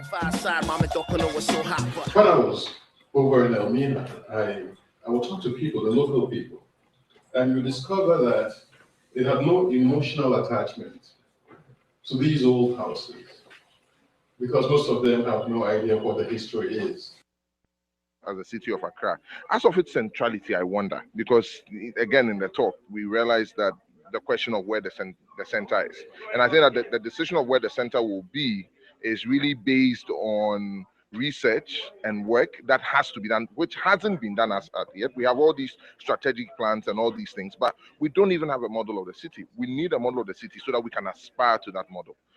So yes, I think the independence is important, and I think that yes, we have to not only think contemporary. My problem is trying to impose our visions of what multi-level structures have been in other parts of the world and trying to mimic them here. I think it's a fine opportunity not to do what they've done in Dubai, but to sort of look at the culture of the place and use that to create a place. And once we do that, Ghana becomes, it continues to be the place, the gateway to Africa and the style of Africa.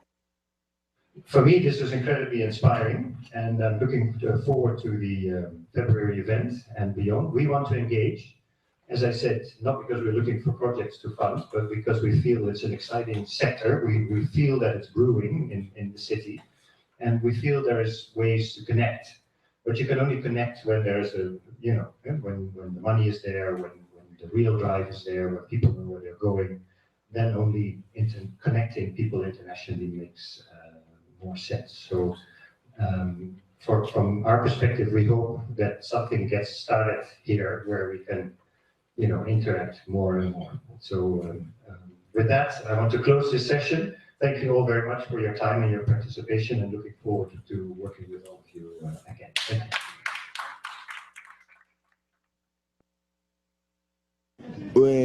the economy, I don't know, they were doing it politics, which it shouldn't be. You know, so now it seems like, I don't know, the thing can go, then it will come down. So now, please, I don't know.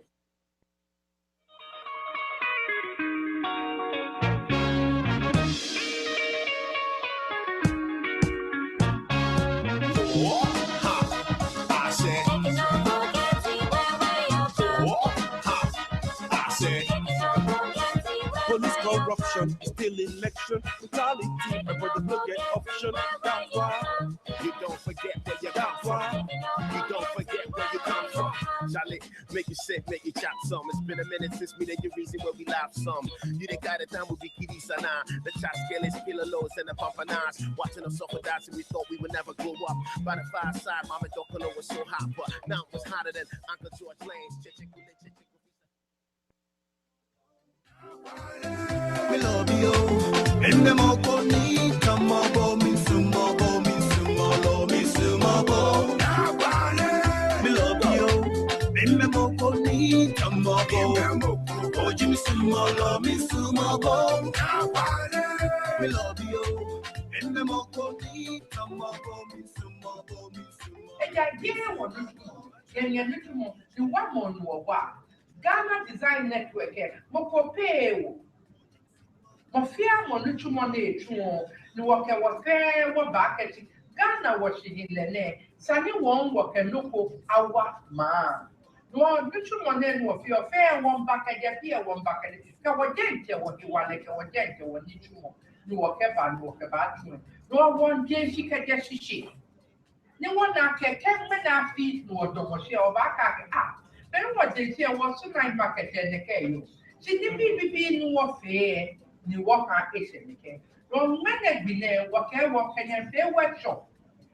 Connie, yet Nanny Piana, Bonnie, yet a man were bad tackling the walker. Ke Bonnie, she let he can have near Jensen, she let Annie. That were back where Bonnie, ke o too near, Sano Nake, or no fair loss. Cock 1 CD, Sally Cock and machine, if it 2 cities. Nakanibi pen I investigate, I call. But then last, we can go back and about to the next workshop here. For called Gemini,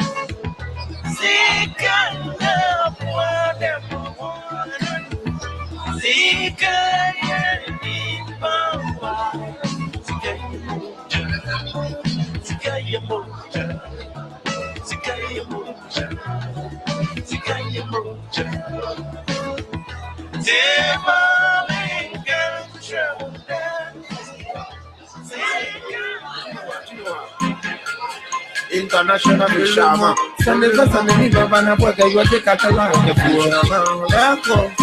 The pasta, wallet, TB, and man, I didn't wash our good food. Yeah, wash our good food.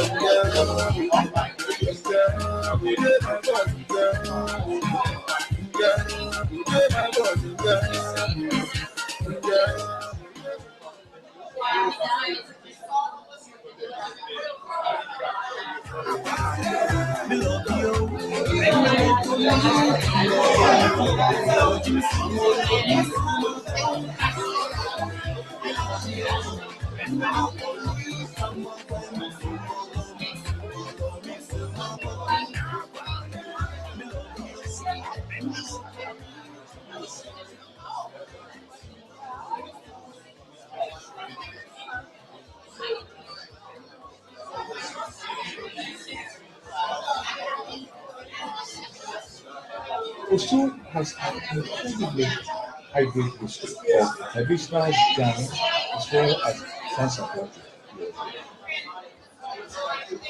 The castle at the foot of what the modern slave trade Osu market for 120 years is indeed one of the oldest markets in Accra. Accra has been a city where people eat out a lot. And it is a city of migrants. It's a city of people who come here to work. Many of them came as single girls. They didn't have the facilities to cook for themselves. So night market is located in a very working class part of the city. It's the part of the city where people want to go to work. And a lot of their social lives are led at night. The local markets are not done, but the character of their customers is still good.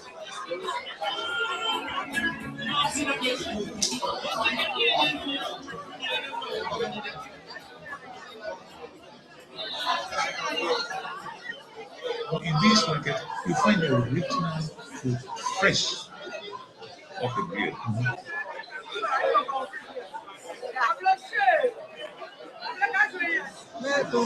Oxford Street, live band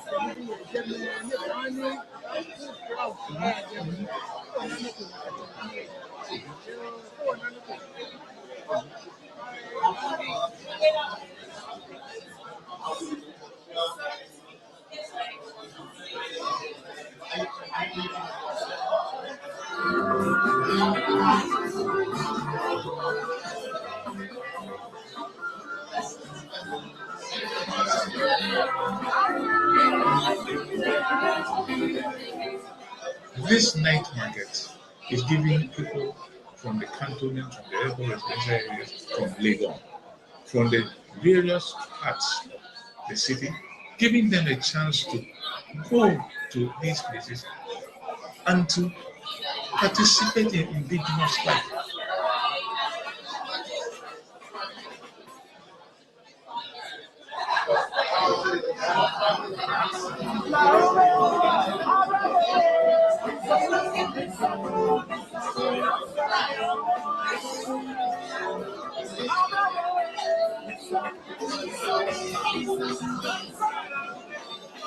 It's an experiment that can work wonderfully if the different participants realize the advantages that they are brought to. The beauty of initiative is you are not only giving them reason to go back, but also giving new connections to Accra's manifold citizens.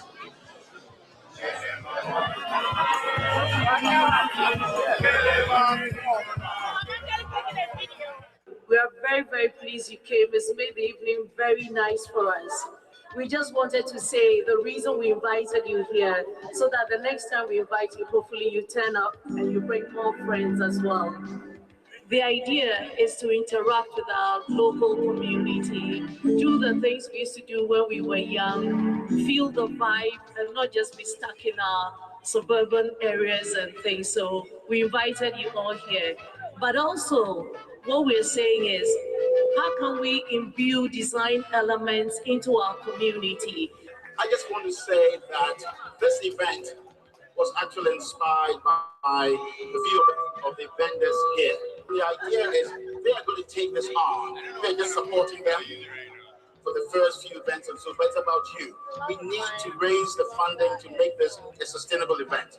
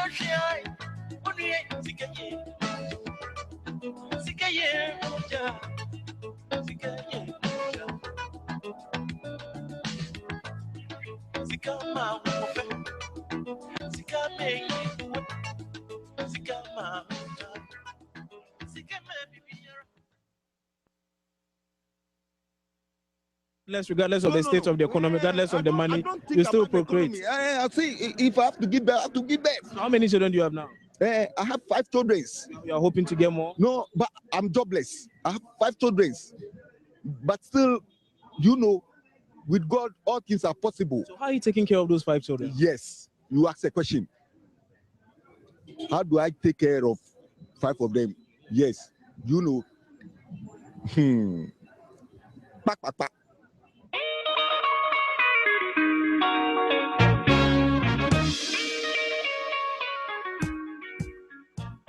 You know, Papa.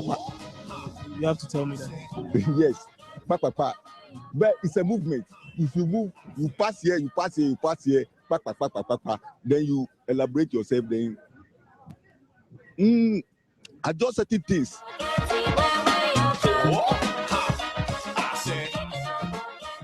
Welcome again to this seminar on how creative impulses underpinned by economy and culture can reshape it. To me, that comes down to how can we harness the creative spirits of Ghanaians in the residents of Accra. The history of the Netherlands and Ghana have been intertwined for centuries.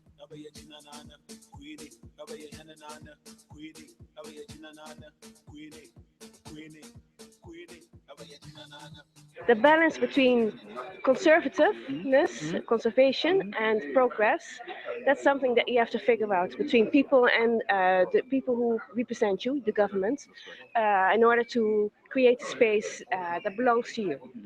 I think the lessons that can be learned for Ghana would be is that you hold dear of what is your past, and that's what I sometimes miss here. I see beautiful buildings that have a history, or buildings that perhaps have not a nice history, but tell about who Ghanaians are, what their identity is that it's not cherished, it's not being kept. My Accra is about the people who live in it. A fact often forgotten in conferences and policy statements. It is also about the traditional organizational structures and culture which is embedded within our society, and the custodians of these unwritten rules and regulations that govern the society. When I talk about Accra and culture, my focus is on the old city that I remember as a child, and the women who engage actively with the streets of Accra. Women are the heart, the pillars of our society. You don't forget where you come from.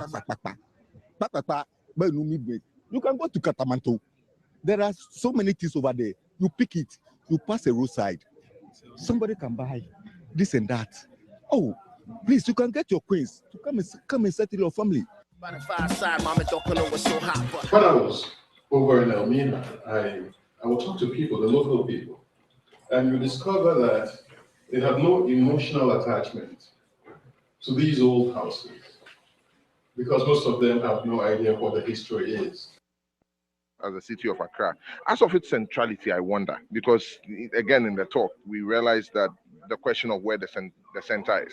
And I think that the decision of where the center will be is really based on research and work that has to be done, which hasn't been done as yet. We have all these strategic plans and all these things, but we don't even have a model of the city. We need a model of the city so that we can aspire to that model. So yes, I think the independence is important. And I think that yes, we have to not only think contemporary. My problem is trying to impose our visions of what multi-level structures have been in other parts of the world and trying to mimic them here. I think it's a fine opportunity not to do what they've done in Dubai, but to sort of look at the culture of the place and use that to create a place. And once we do that, Ghana becomes, it continues to be the place, the gateway to Africa and the style of Africa. For me, this was incredibly inspiring, and I'm looking forward to the February event and beyond. We want to engage, as I said, not because we're looking for projects to fund, but because we feel it's an exciting sector. We feel that it's brewing in the city, and we feel there is ways to connect. But you can only connect when there's when the money is there, when the real drive is there, when people know where they're going. Then only connecting people internationally makes more sense. So from our perspective, we hope that something gets started here where we can, interact more. So with that, I want to close this session. Thank you all very much for your time and your participation. I'm looking forward to working with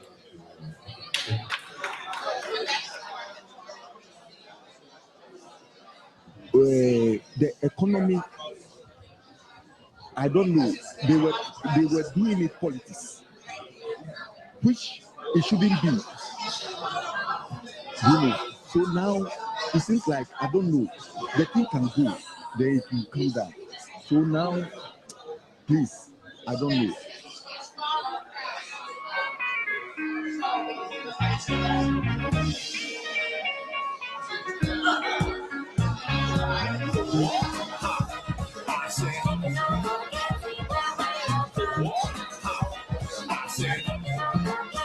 Police corruption, still election, brutality, and when you look at option, that's why you don't forget where you got from. You don't forget where you come from. Charlie, make you say happy job some. It's been a minute since we didn't give you loud some. You didn't got it now, we keep it. Good evening, everyone. We're about to start the second session.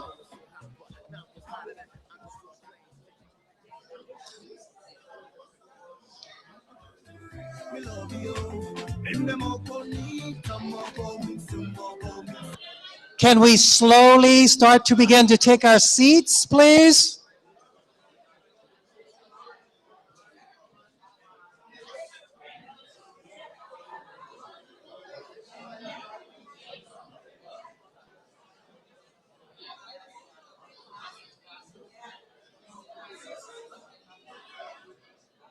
Good evening, everyone. Second session is about to begin. Can you please take your seats?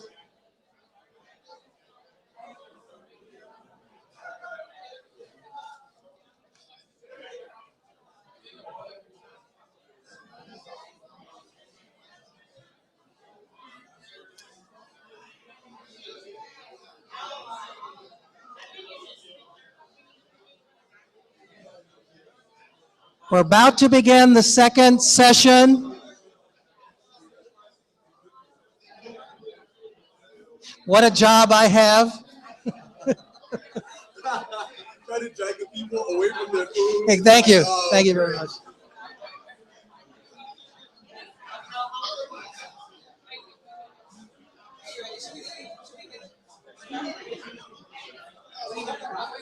I will say some. I give them a quick line that's relevant.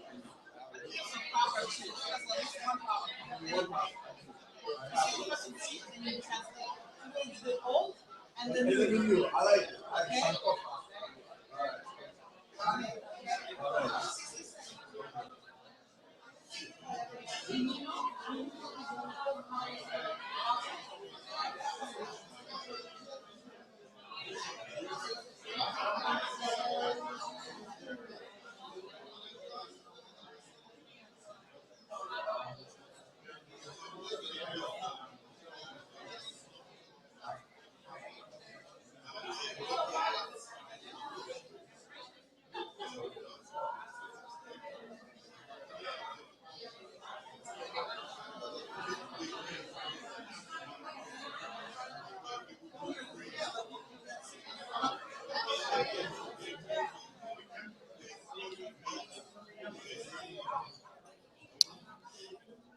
Okay, good evening, everyone.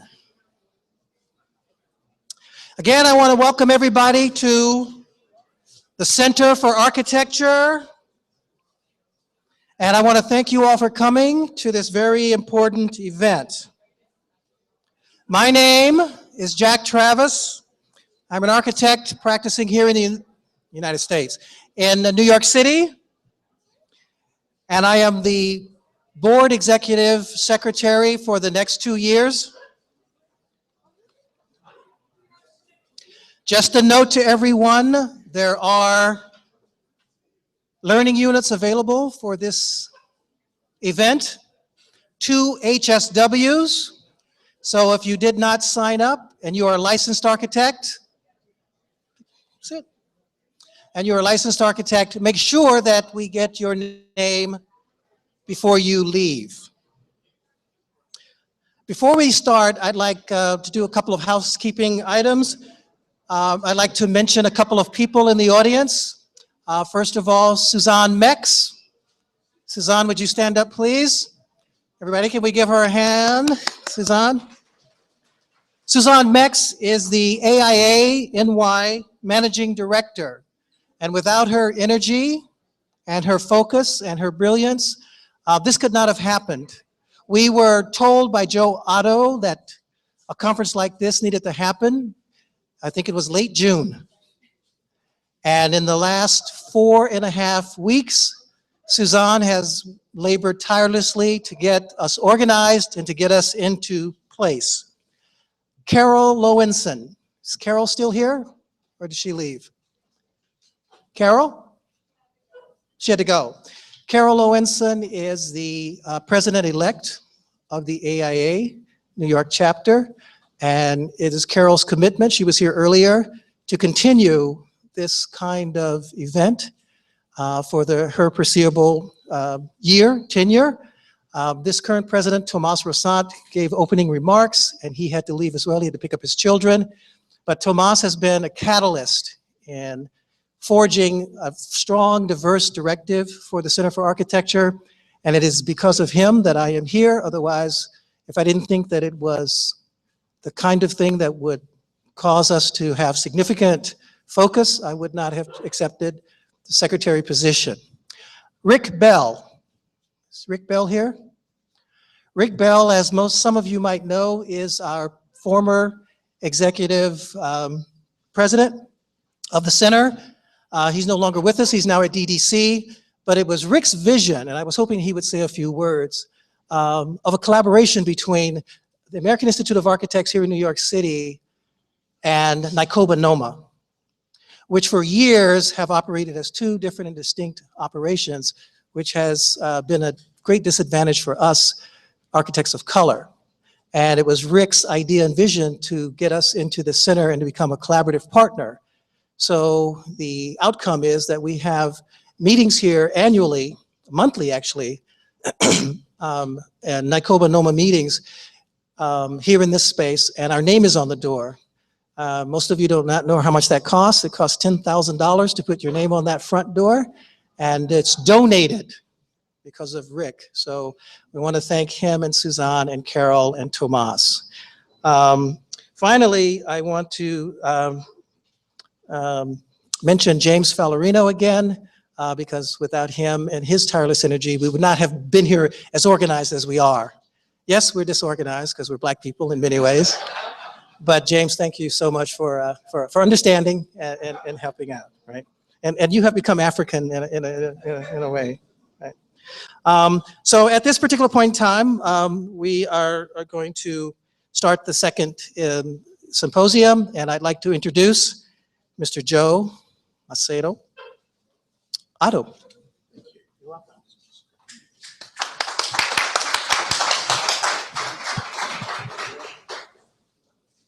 You know, be careful asking an African to speak again. I mean, I can go on and on and on. But again, just to say thank you for being here. And the next discussion will be more centered around the notions of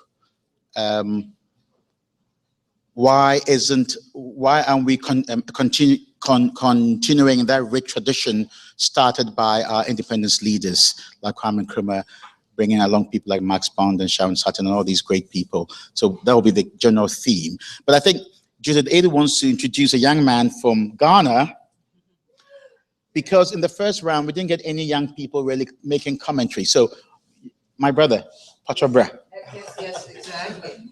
Please join Yes. us. Normally when we do this in Accra, we have artists of all kinds, musicians, like everybody, all creatives in a row. And Derek is a graduate of Harvard University. He is a friend of mine. I've known many years. And even the young people serving are Columbia University graduates. We pulled into service. They're serving food to be in a setting. They're not architects. Come and let them see you. Acknowledge them. Yes, exactly.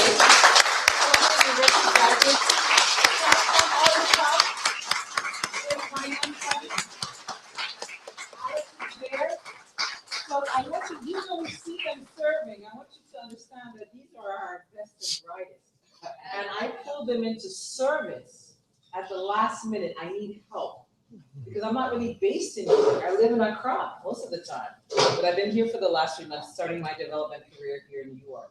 And these folk came, really 2 days ago, we started talking, and they came today to help out. So I'm grateful for that. We're gonna find out what you've been taking from all of this. So we start taking notes properly. Now that get some food and rest now. And also Derek is here, as I mentioned. He's a musician. He has a set tonight around the corner. But I wanted him to say a few words so that we bring in all aspects of culture and art into the setting. We'll be very brief, but please, Derek, take it away, and then we'll start the next panel. Thank you so much, Judith, and thank you for inviting me. It's such an honor. I got an email from her that this was happening. I was like, I got to see what's going on. I was thrilled to hear the panel discussion, and particularly this idea of our global diasporic Afropolitan, if you will, identity. My last album was called Afropolitan, actually. We're doing a song with that title at Meridian 23. Be there 9 o'clock, 7:30, doing a panel on technology in the diaspora. You may be there. Where's the address? Meridian 23 is at West 23rd Street. I have it written down somewhere. So We'll organize it. Yeah, exactly. Okay. Come en masse. Okay. But, you know, briefly, I'll tell you something of how I think, and then I'll express it artistically. So my background is in media and entertainment and in technology. And I've always had this idea that those things, the artistry and tech, could give people a broader voice. And I think that architecture actually brings those two things together in a very unique and profound way. We're really blessed. You guys are some of the first people to hear this. We did a project earlier this year. Our tech startup created a content property to show how our platform works, called Take Back the Mic, the World Cup of Hip Hop. Last week, we heard from the Television Academy that property has been invited to present before the Academy for an Emmy for Outstanding Achievement in Original Interactive Programming. Wow, congratulations. Thank you. Thank you. And that, you know, that's not common for a technology company. 90% of our money don't go to cameras. However, we realized that there was an intersection between artistry and technology that was powerful. My mother used to say something to me all the time when I was growing up, which was,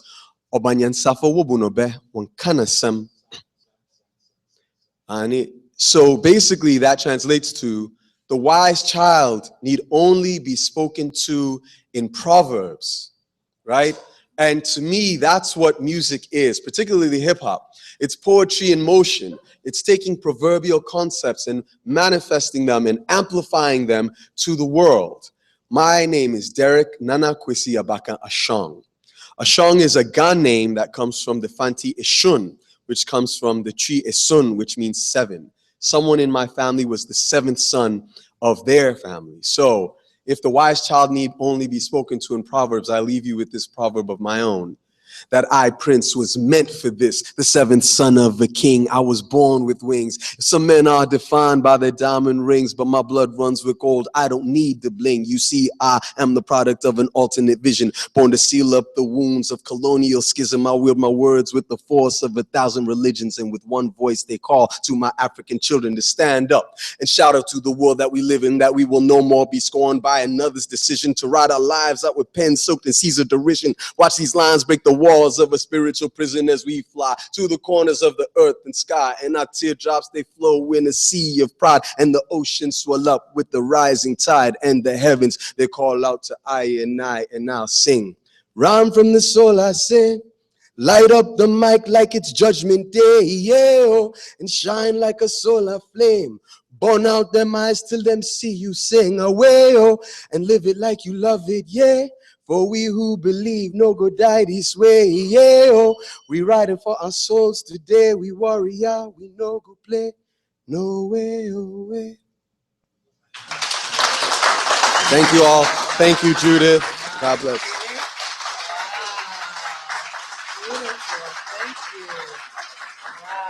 I want the word. Meridian 23, yo, come out there and party.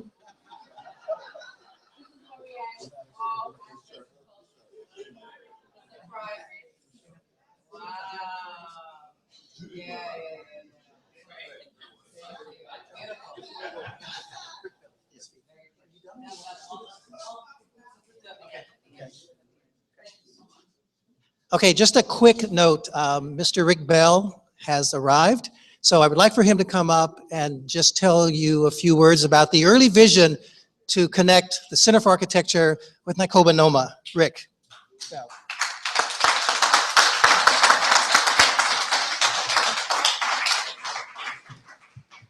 That would be a very few words indeed. It's so logical, it's so necessary, it's so wonderful to say that the early vision was basis of friendship. I think it just was something that was long overdue. This is a house that isn't only for the AIA, it's for everybody. It's a real pleasure to be here. I think I may be the newest member of Noma and Naikoba, having just joined 2 weeks ago.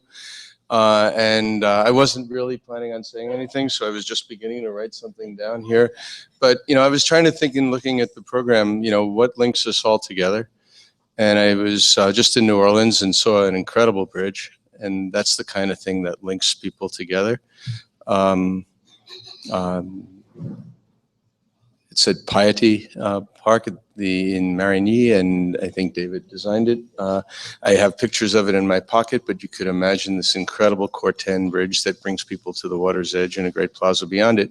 And I was trying to think what relation it might have to my mentor, at least in school, and then subsequently in my early work life, Max Bond, and how one might have influenced the other, how Max brought people together.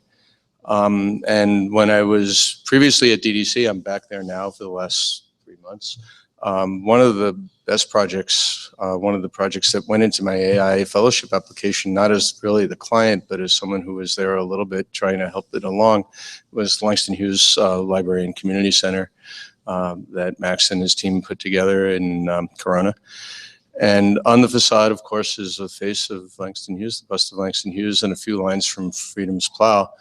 And I was going to also show, you imagine the virtual image of the facade of that building and how it's used as a community center. But instead of like just showing the image or reading from the facade of the building, I thought maybe I could read a few lines with your permission, Jack, from Freedom's Plow, direct source.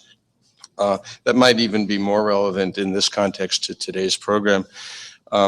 Starting somewhere in the middle, and just a few lines, and maybe I'll get as far as I got since I sat down a minute and a half ago, from more or less the third stanza, 6 or 8 lines. A long time ago, but not too long ago, ships came from across the sea, free men and indentured servants, slave men and slave masters, all new to a new world, America. with building sales, the galleons came bringing men. And you know the poem, you know the meaning of it, you know how its importance. I think the lesson that I take away is that it is a poem, as David's Bridge does, as Max's life and his buildings did, that bring us together. I'd like to think that this space does that, can do that, and here we are. Thank you, Jack, for the chance.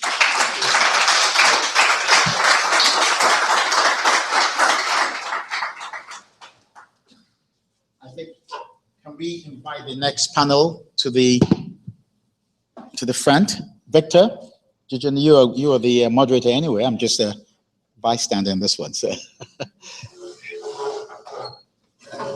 yes. So this is your stuff, right, on the screen. Yeah, the only things I just don't want to show all of it. Is that right? You can just push them through, just like I did this one. Yeah, may I hear connection first? There may be a connection first. Let's talk about that first.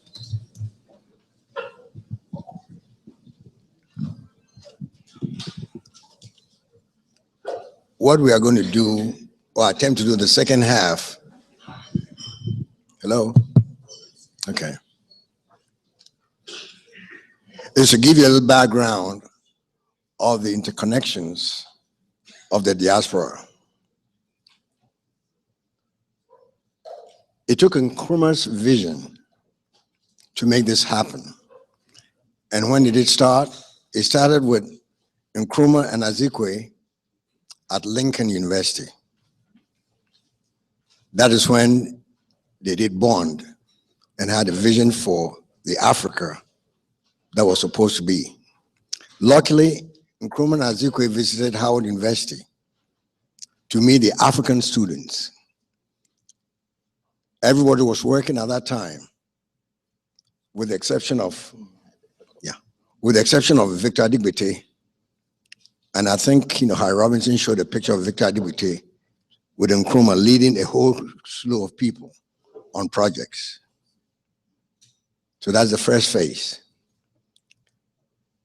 In Ghana, before it became independent, there was a transitional area. Before Nkrumah became the prime minister, he was given the title leader of government business. It is that period that he took artisans, carpenters, brick masons, and sent them to Europe and England to polish their crafts. Mind you, these were people who didn't always speak English, but he sent them there anyway, that they had something to give, and they had something to also take from the visits. 6 months. Then we became independent, all of them came back home. So there was a cadre in terms of his vision as to how the system will work, leadership. When Victor finished Howard, Victor Adigbite finished Howard, because we have 3 Victors now. Adigbite finished Howard. He went to the Center of Housing in Colombia, Bogota, for low-cost housing. So when he came back and went to Ghana, Nkrumah gave him the mandate to structure a society for architects for nation building. Mind you, I didn't say architecture, he said nation building. So what he needed was the human resource capacity to engage in nation building. He empowered Victor to deconstruct the colonial system of the Institute of Architects.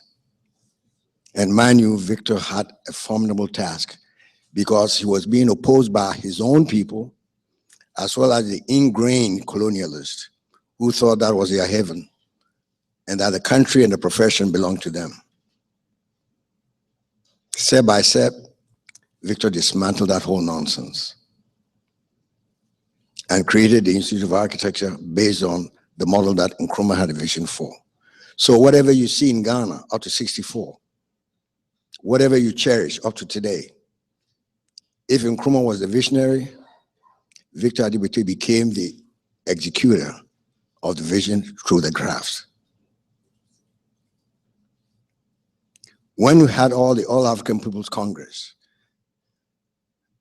and a conference center has to be built for that conference, Victor executed that on record time. Based on his American training, he brought in design build the same time, the first time ever. As was being designed, was being built, mind you, by local actors, not Chinese, local artisans, carpenters, masons, bricklayers. This is what took place. And he made sure that that was happening. The Ghana Education Trust was an institution that Nkrumah built to build schools, housing all over the country. All over the country. Let me just step back.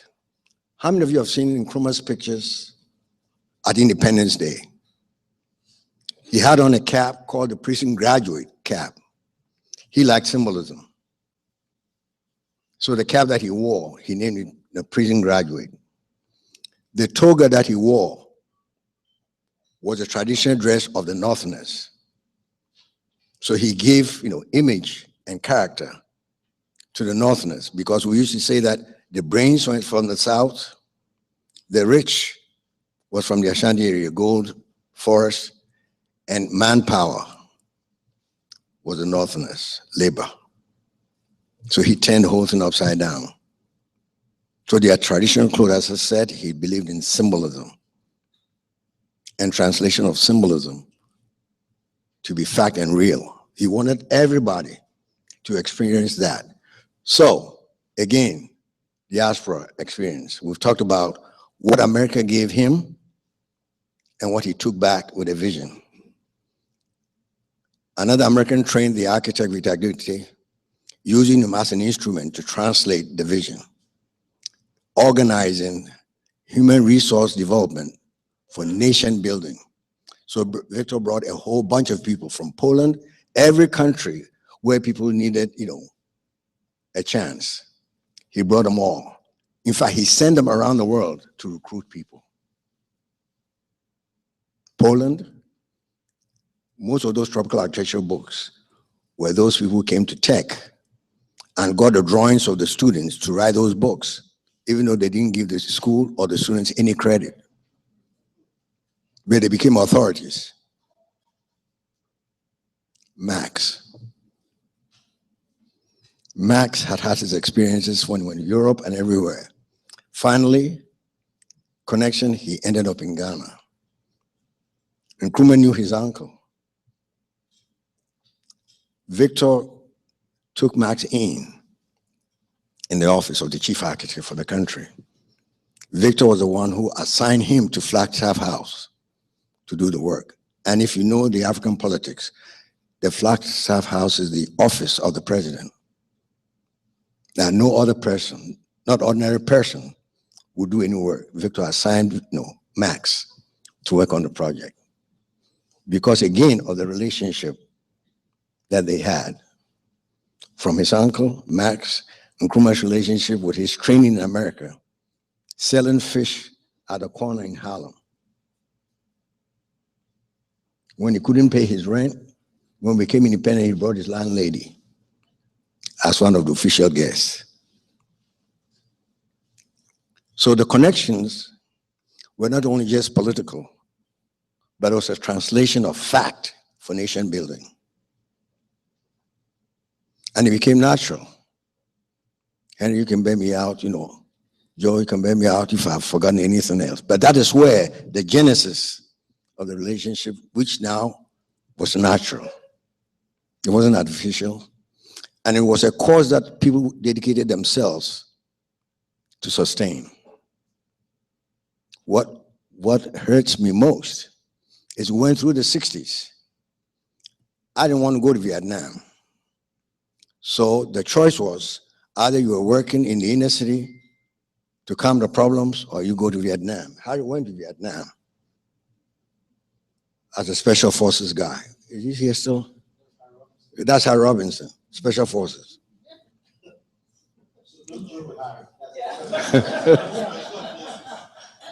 I worked in the inner city talking about the renewal, every renewal in Shaw in Washington, D.C., Reverend Fontroy. So again, with the training of Howard and with the contribution of working with the urban renewal projects and working in inner city, there was another transformation of the diaspora connections, being trained, giving back on different levels. So at that time, Howard graduates were being trained as activists to affect a change. That was our mission. To affect a change as our mission.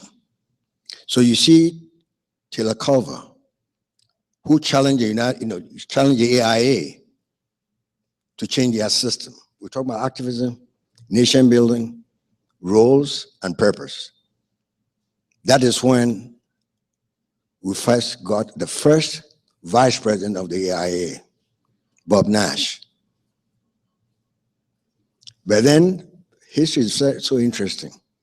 He became the first, second vice president. I've forgotten whatever the system is. I think he became third, first, until he became president. Just before he got up there to be president, the rules changed.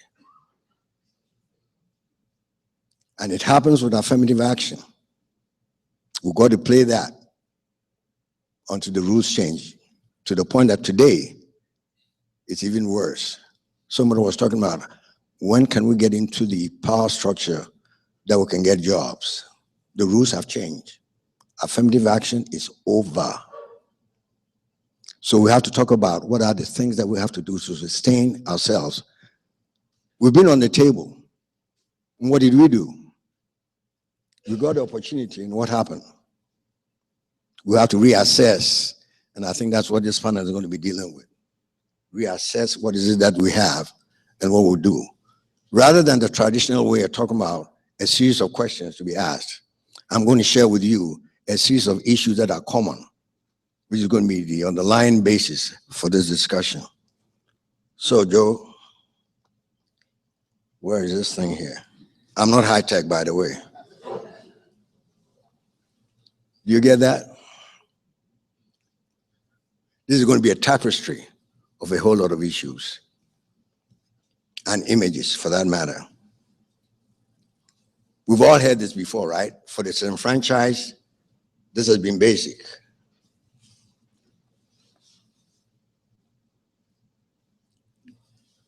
You see all those children, the age of innocence. Nobody asked you to bring them here, but they are here. What kind of life are you going to have for them? When you need a swimming pool and the system tells you, all we need is just turn on the fire hydrant, that's your pool. Boulevard of trash. You can count the number of needles that you're going to have. How many of you are designers? You design playgrounds, right? You talk about the playgrounds, the soft soil, so that the children don't hurt themselves. That's what we got. So it can break your bones.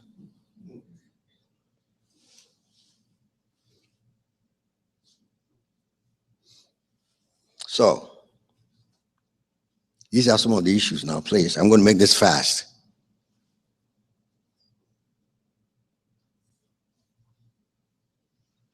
Two experiences, one from Haiti, and then we're going to go to Vietnam and see common issues.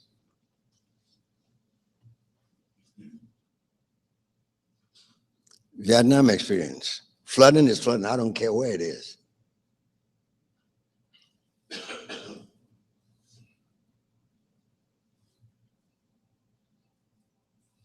So, the question is, what do you bring to the table? We've had enough conferences. We've had enough seminars. What I always tell my students, show me. Don't give me the formula on how to walk on the water. Walk on it yourself. When I see you float, I'll be there.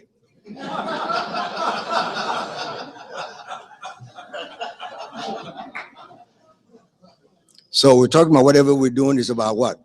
Knowledge, with all this education, is about knowledge and skills. And if the two can come together, we're able to do something. So these are different influences. The first one is about the partnership with the city. This is Miriam Barry. He has a long history. We're talking about community service and civic responsibility. And we'll talk about different projects. This is a transitional area from homeless and unwed mothers. We did it for the Justice Department as a school project.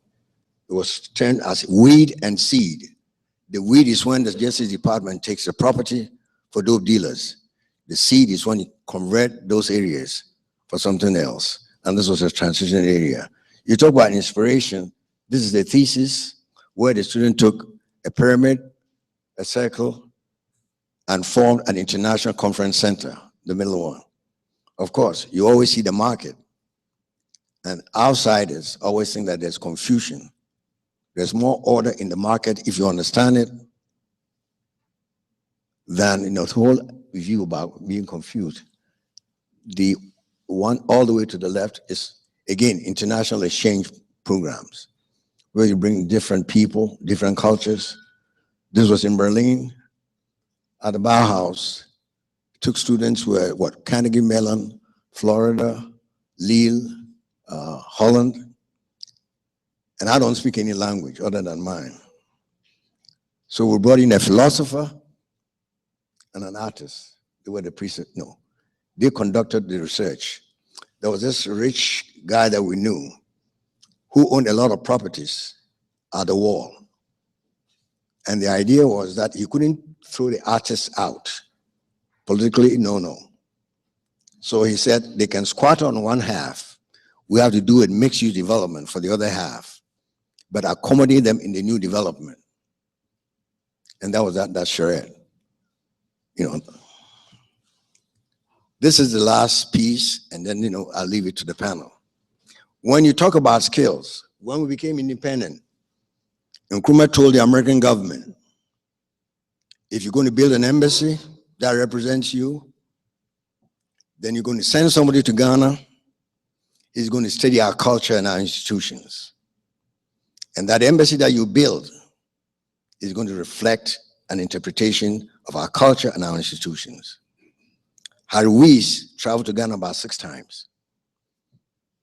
Finally, he selected the Telana Palace, the north, with that clay, with the reinforcement. So he used a cone as a concept for the reinforcement structurally. That's the one all the way to your left. And inverted 2 cones to become the structural symbol. So you see the details. All this basic stuff that we learn in architecture, rhythm, proportion, and all of that, it's all there. The whole building is mahogany, inside, outside, with louvers. Ghana mahogany. In the tropics, he elevated the whole building up in a mold so that air can flow through the whole place. And that was an interpretation of being influenced by a culture, symbolism, and you matching your crafts and your education for an office building, the American Embassy. This is the challenge that, I'm just putting out for us, that we cannot talk it, because my old uncle used to say, impression without expression is depression. Impression without expression is depression. If you can't deliver, shut up.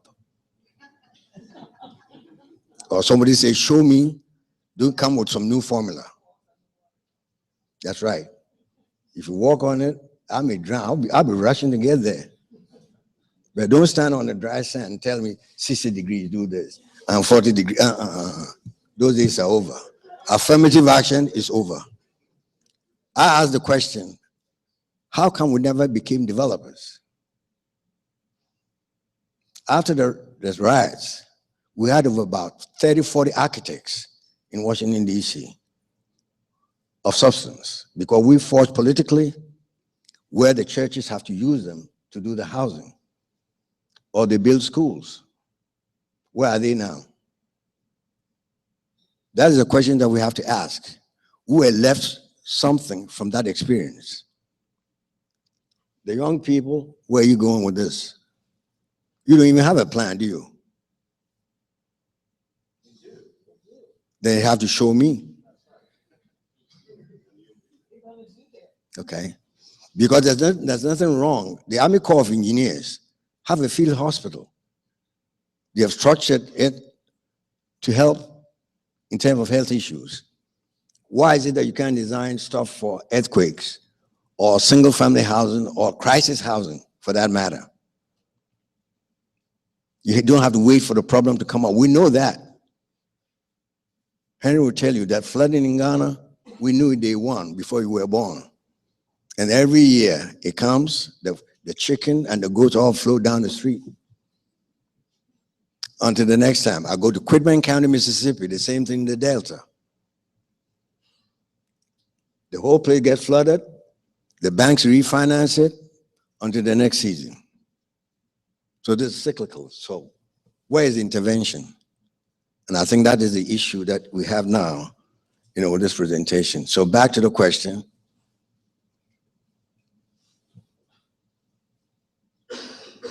So the panelists, the floor is open. So Henry.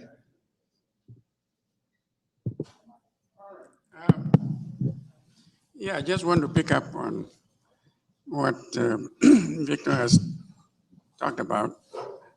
I have a couple of slides that I would like to flash. How do I get this off? Yeah.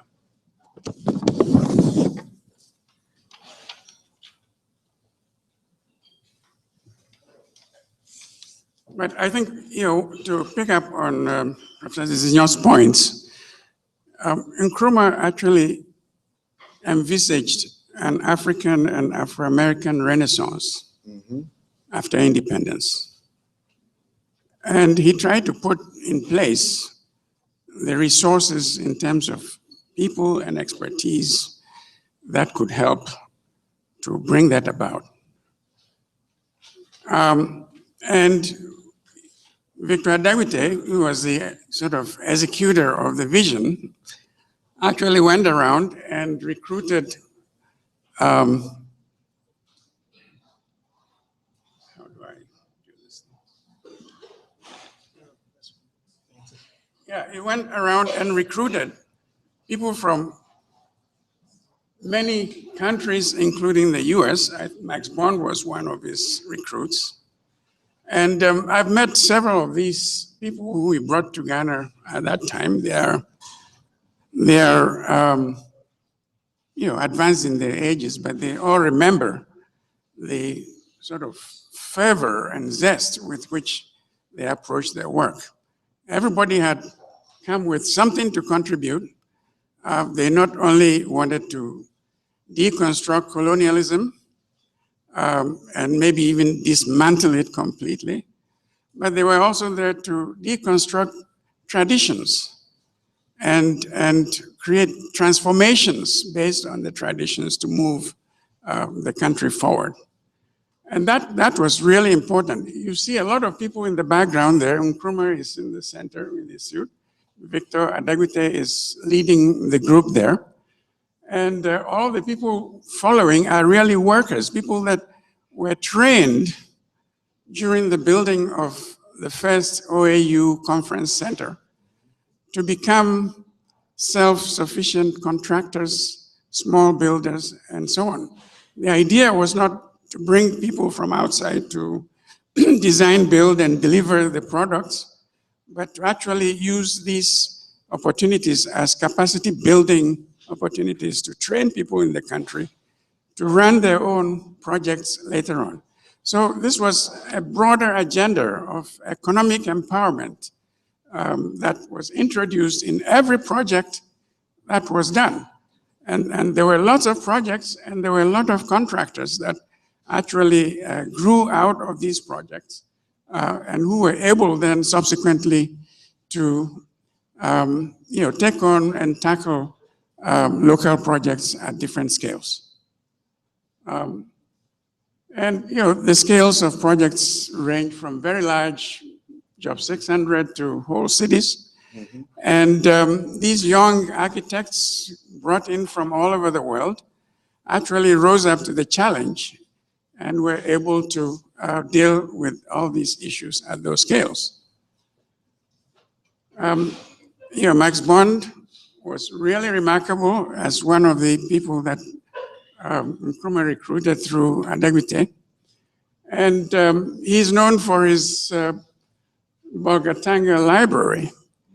I think that library is very symbolic on many levels. You know, Max Bond looked at the local traditions and the local cultures and the climate, and he made transformations on them, which propelled the architecture from very traditional means of expression to a very modern essay in development. And I think that's really the key to Max Bond's contributions to the architecture and development of Africa. They were not looking just to make buildings, they were looking to transform the culture and the meaning-making symbolism and culture that went behind the traditions.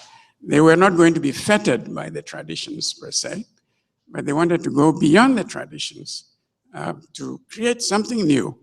You know, tradition is like memory. It's structured, it's fixed, very difficult to change. On the other hand, if you want to break out of it, you have to have imagination. And imagination is deconstructed memory that you can rearrange to suit new purposes. And that's what Max did. He brought to the architecture of the new country a way of deconstructing memory and transforming it to meet the demands of the time. And if we look at history, we see that a lot of people have taken advantage of African traditions and retransformed them and made great strides, and in some cases created a lot of wealth from it. Africa seems to be this repository of great wealth that everybody else discovers except the Africans themselves. And, so there is Picasso, using a sort of Congolese image and make transformations on it. And, similarly with some of the Italian architects, artists, Giacometti and others. So the question is, how do we take what we have, both in Africa and here in the diaspora, and deconstruct and reformulate it in order to create this new renaissance, this new push forward. I had a chance to meet Anatsui 3 months ago when he visited Ithaca. And we had conversations about his work. And what impressed me was that he, very early on, saw opportunities in what we all discard. And today, he's actually created great art, which is coveted by most museums, from very ordinary things. And I think that's what really is critical in terms of what we do as architects. Because discovery, as Marcel Proust said, is not the seeking of new landscapes, but it's in cultivating new eyes. And we need to retrain our eyes so that we can see the real opportunities in what we have. So I look at some examples of architecture done in West Africa, and I think these transformations are beginning to occur. People are looking at the traditional and the transitional and then the modern. And, we've done some studio work in Cornell looking at these possibilities. And eventually, I want to leave you with these two images. On the one hand is tradition. It's very creative. It's very structured. It's very respected. On the other hand is transition. And again, it's very creative and very resourceful. And somebody asked in the first panel, who are we working for? And I'd like to submit to you that we are working for the guy in the transitional attire there, who is sort of cobbled together all these resources and created a work of art and beauty for himself. And you know, that type of person is the majority of the people in the urban areas in Africa, and also in most of the rural and small towns. And I think that's what the diaspora architect should be looking at and addressing. They have a certain energy, a certain vigor, a certain creativity that we are all overlooking, and we need to cultivate new eyes to see the opportunities that they represent. We see it in hip hop, we see it in the inner cities all across the world. And as architects, we really need to start looking closely again to see how we can empower these people with our art and how we can get them to move themselves forward in the confidence that they can use their resources very fruitfully. So that's my take on the diaspora. We need new eyes. We need bold imagination to deconstruct tradition and the past and move forward.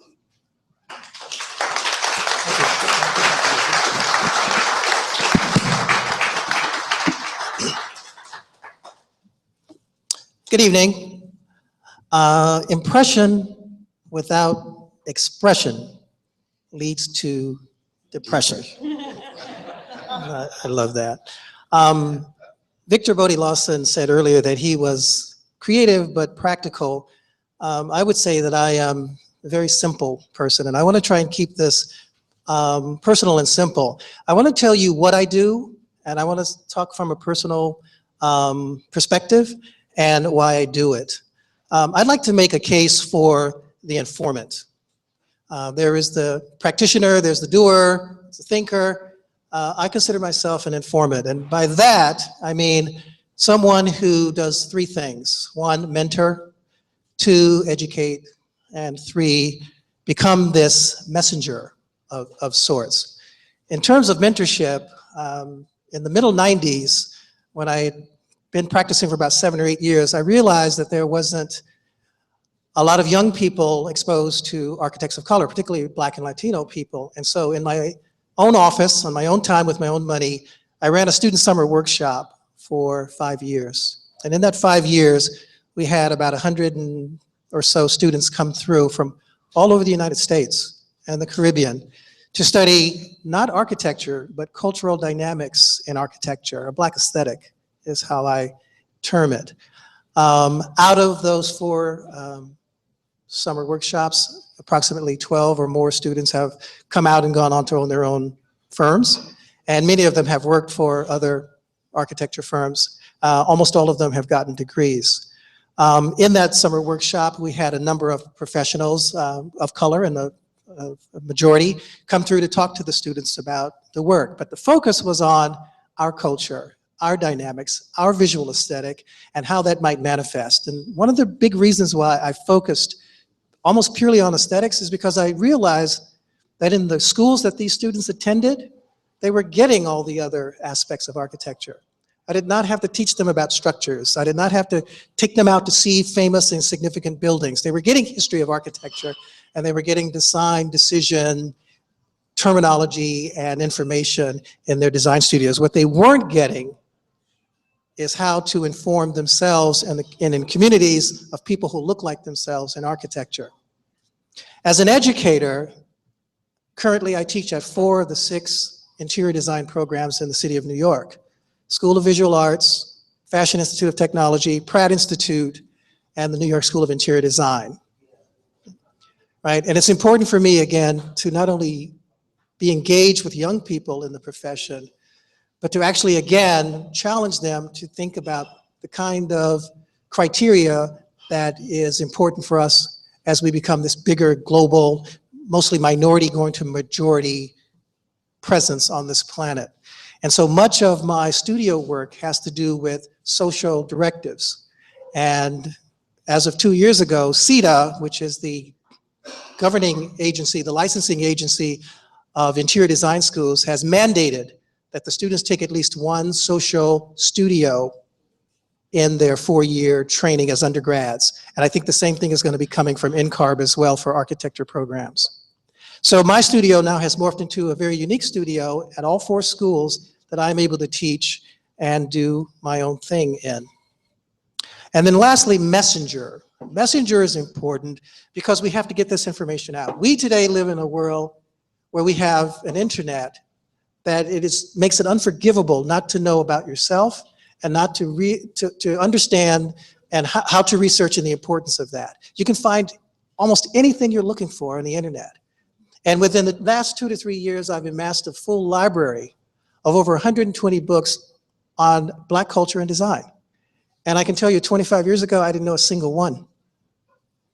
And so why do I do this? It's important for me to send out messages and to write books and to publish constantly on this idea of inclusion in a world of exclusion, particularly Western civilization.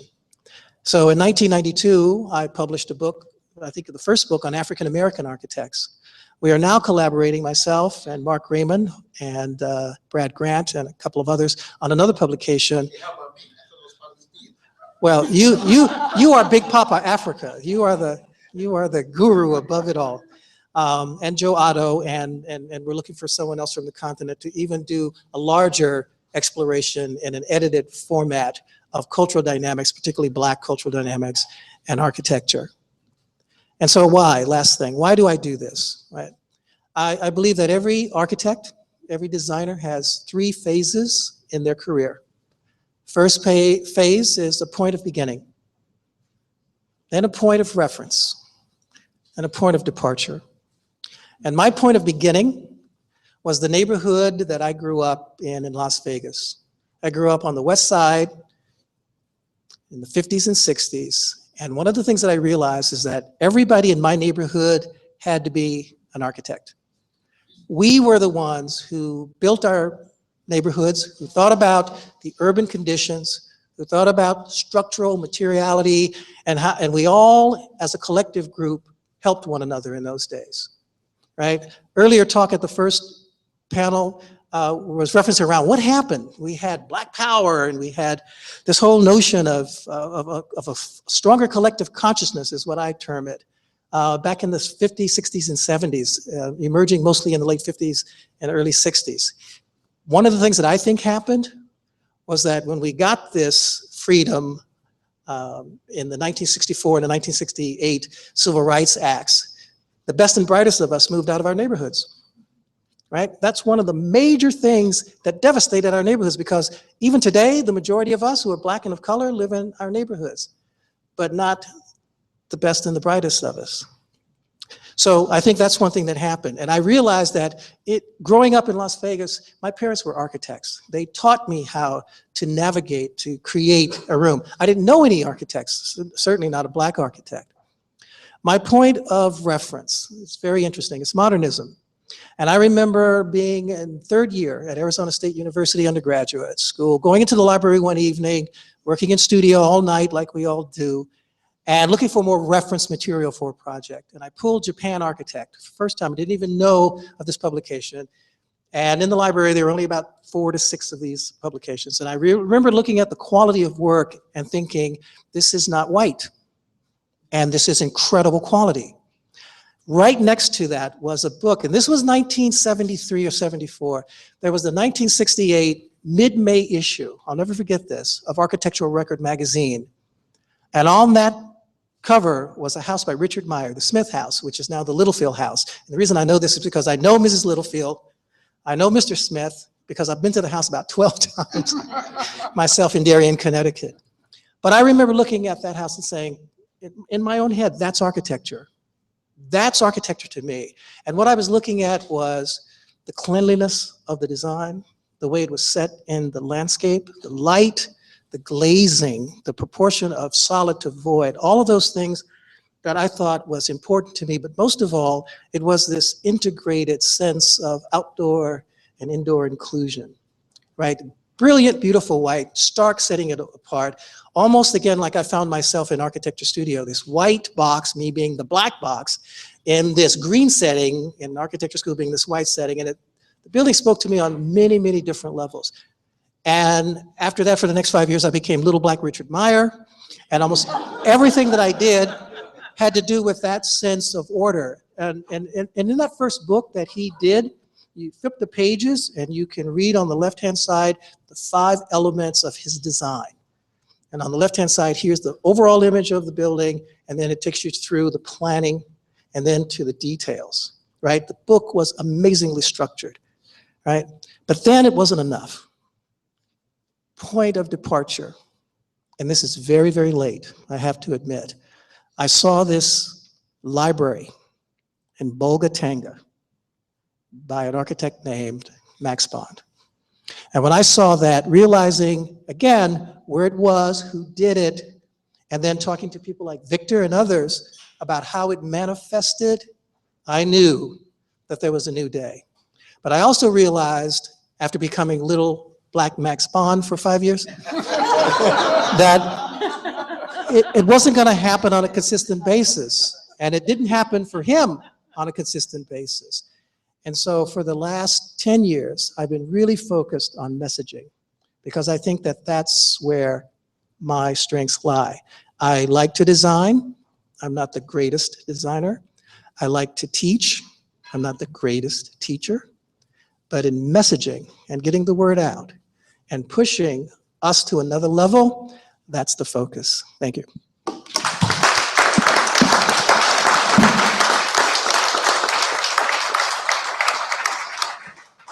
Hey, it's now evening. So good evening, everyone. And I just wanted to say one, thank you to Jack, and also thank you to Joe for just pulling together a really spectacular group of people, and also for the audience. It's like dead summer, end of July. You should all be on the beach. But it's pretty remarkable that you're all here to really listen and think through what it is that we're saying here. And it's coming from, I think, what's fascinating is coming from multiple generations.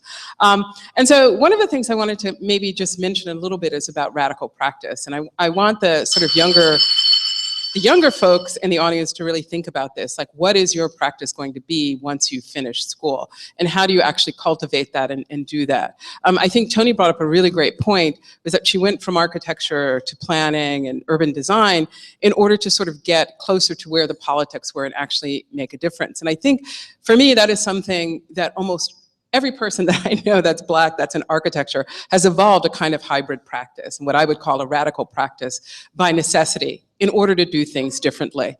I think to be creative is to actually make things that are unknown, and is to take a risk. And that's why I think radical practice is so important, because it's so much about risk-taking and the transformations that are actually possible through what design is. Now, I'm gonna tell my little Miss Max Bond story.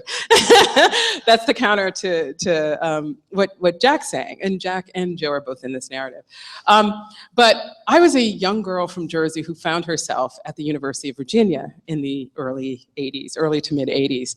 And it was a complete culture shock from me. Virginia is very proper, very genteel, it was very preppy, and I quite frankly did not understand what was going on. But there was always a proper way of doing things, and you were always polite, generous, and sort of never rock the boat. However, throughout my education, I was learning about Villa Lante and the Palazzo this and that, and steeped in this European Renaissance architecture, but I kept saying, where do Black folk at? Like, I couldn't understand why my own cultural experiences, both in the North, and visiting my grandparents in the South, were not a part of my education. So I went to my dean and I said, look, I need to have an internship with a Black architect. Because I was like, I gotta do things differently. I don't just wanna be placed with anyone. I need to understand, what does it mean to be Black in this discipline? Since I had no teachers, I had no critics on reviews, and barely found anything in the history courses that I was being taught. And it's a very European and American discourse and discipline. And so Jacqueline Robertson hooked me up with Max Bond. for 2 weeks. And it was extraordinary. I mean, here was this person who was an educator and an architect that had worked in Africa, had worked in all parts, and all of a sudden my mind was blown and I saw the possibilities of practice, that I could have a place, a voice, and that my imagination could actually be fertile in the discipline. But I also understood through Max that perhaps I might have to do things differently in a way. But it was a radical engagement and really gave me a kind of direction and a passion for what architecture can do and the impact that architecture has in everyday life. And I stayed in touch with Max through the years. He always knew what I was up to. And he was really a role model and an inspiration. But he wasn't the only one. And I started teaching right after I finished my graduate studies because there was no work in New York City. And I got a teaching job at University of Kentucky. My first year, this great book came out by Jack Travis. And again, mind-blowing. Here was a documentation of all these Black architects. And I said, this guy has got to come here and talk to my students and talk to the practitioners in the state. And so I invited Jack to Lexington, Kentucky. We did a forum, and there were people that came from Louisville, that came from Cincinnati, and it was a really extraordinary experience. But again, with Jack, that wasn't part of his practice. It was really, I need to do this additional work, you know, that's not necessarily the skills that I learned in architecture school, but drawing together bodies of knowledge that will be radical and impactful. And I think, you know, he's another one that's really developed what I would call a radical practice. And again, you know, somebody I've stayed in touch with over the years, and when Jack said, can you come? There's no way I could say no. Because he is able to produce these very important forms, you know, that I think have these amazing afterlives. Somewhere around 2000, I was living in LA, and a friend of mine, Steve Slaughter, said, you have to meet this guy, Joe Otto. And so we went out for drinks and dinner with Joe. And here's another person, I mean, who's radically impacted, you know, what I've done. I was wanted to do some research on modernism in Ghana, and, you know, ended up getting in touch with Joe and just met amazing people and was able to produce an amazing project called Listening There, Scenes from Ghana. But it was possible because of, you know, Joe's networks and also, again, crafting a radical practice that engages in multiple disciplines. Another point was that Joe put Mario Gooden in touch with an architect called Makena Makeka in South Africa. And it was through Mokena that Mario and I were able to set up Studio X in Johannesburg, which Joe actually showed some images. And again, it was a kind of radical practice, a studio space that's on the African continent. We told our dean, Mark Wigley, you cannot call Studio X Global unless you have a footprint somewhere on the African continent. And yet it's through Joe that we actually were able to make the contacts in order to do that. And Joe, again, does multiple things. And I think it's really important to sort of think about like what those multiple practices are and how do you do things differently? What are the kinds of questions that you're asking? Don't necessarily take what you're learning in school as this is the way things are done, because there's so much in the body of knowledge that you're taught in architecture school that leaves out the Black experience. And the onus is on us to begin to fill in those blanks. And so again, how could that radical practice happen? And where do you find the times, the resources, the connections, and the context to really begin to flesh out that knowledge? And I think there are a number of people as well in the audience who are engaged in these kinds of works, but I would encourage the next generation to think about what that might be. How, especially with the globalization of practice, what would a radical global practice be? If you're doing a project in Botswana or doing a project in Nairobi, or even doing a project in Gwangju, which has a large African population, or a project in Dubai. Like, what are those cultural sensibilities that are maybe coming from the global South that challenge the European and American and the global North discourse of architecture? And I feel that Max really did that and left an extraordinary legacy that we can still talk about today. So thank you.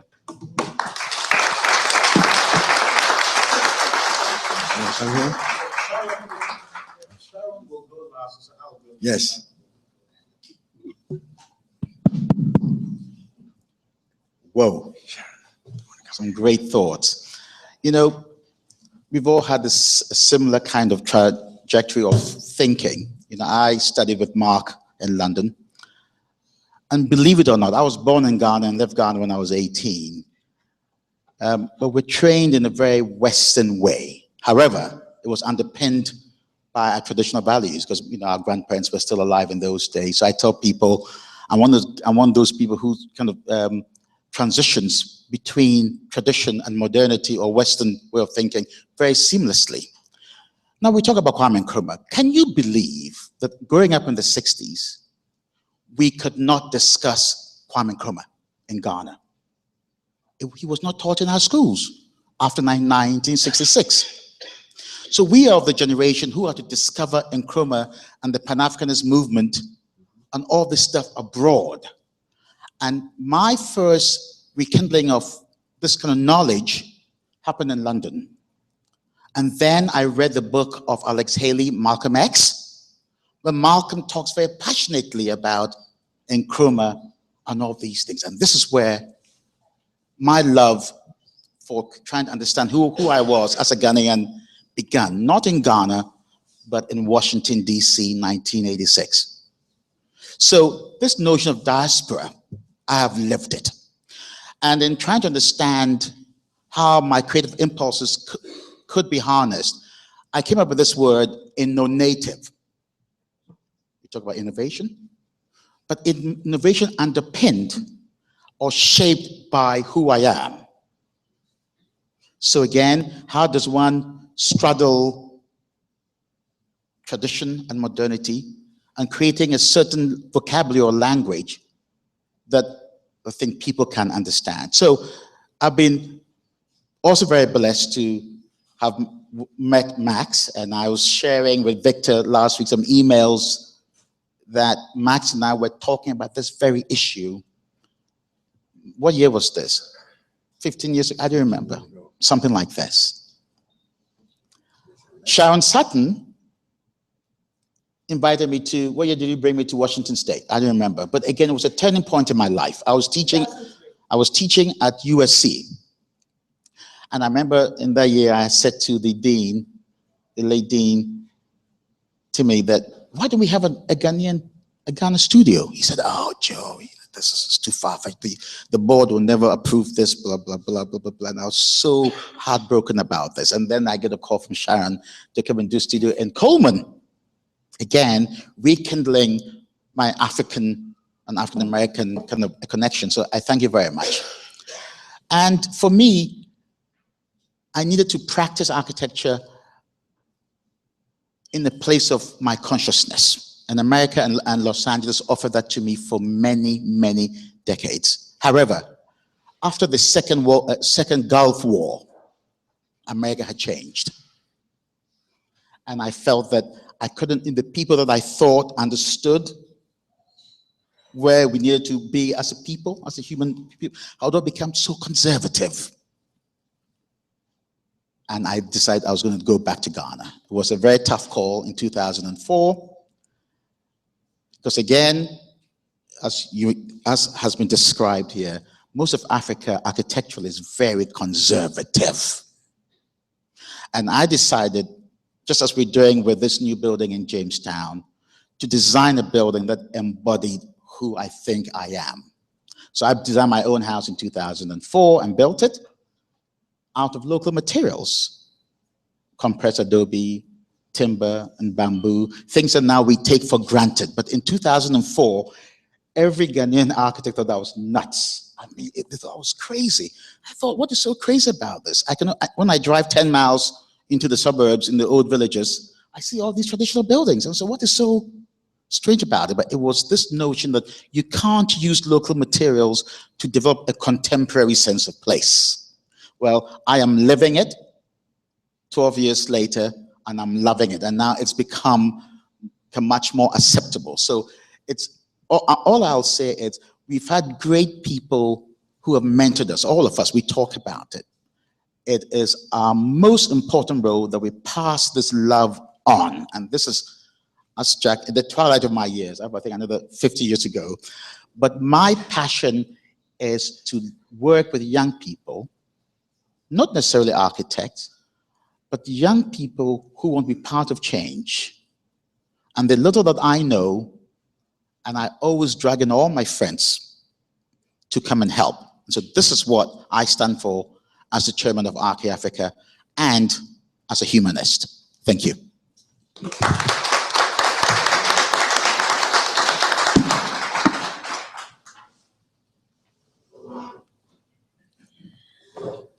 Well, I have the great privilege of putting the ribbons and bows on what we've been talking about all evening,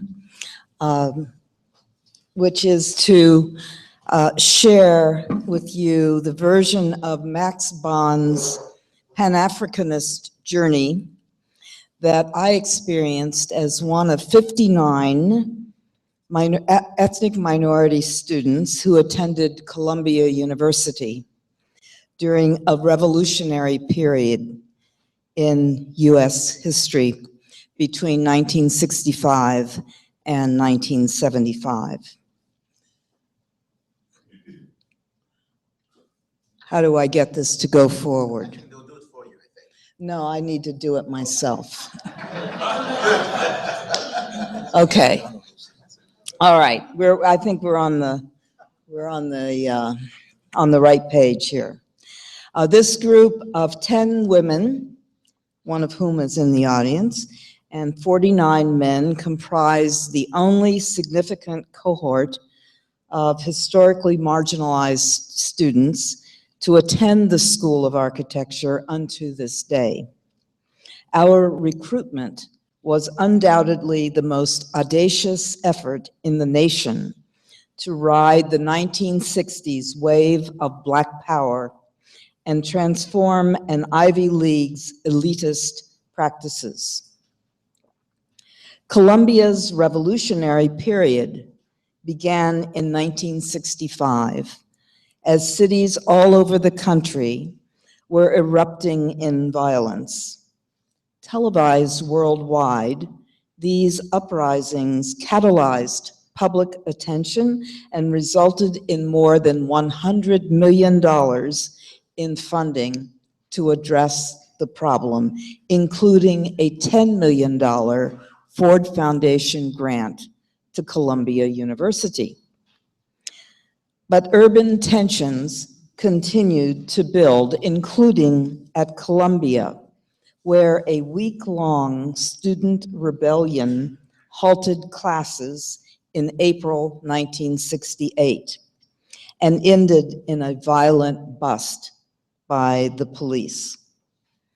The raw display of police power ignited among Columbia's revolutionary architecture students a fierce determination to change the school's approach to education and to the surrounding Harlem community.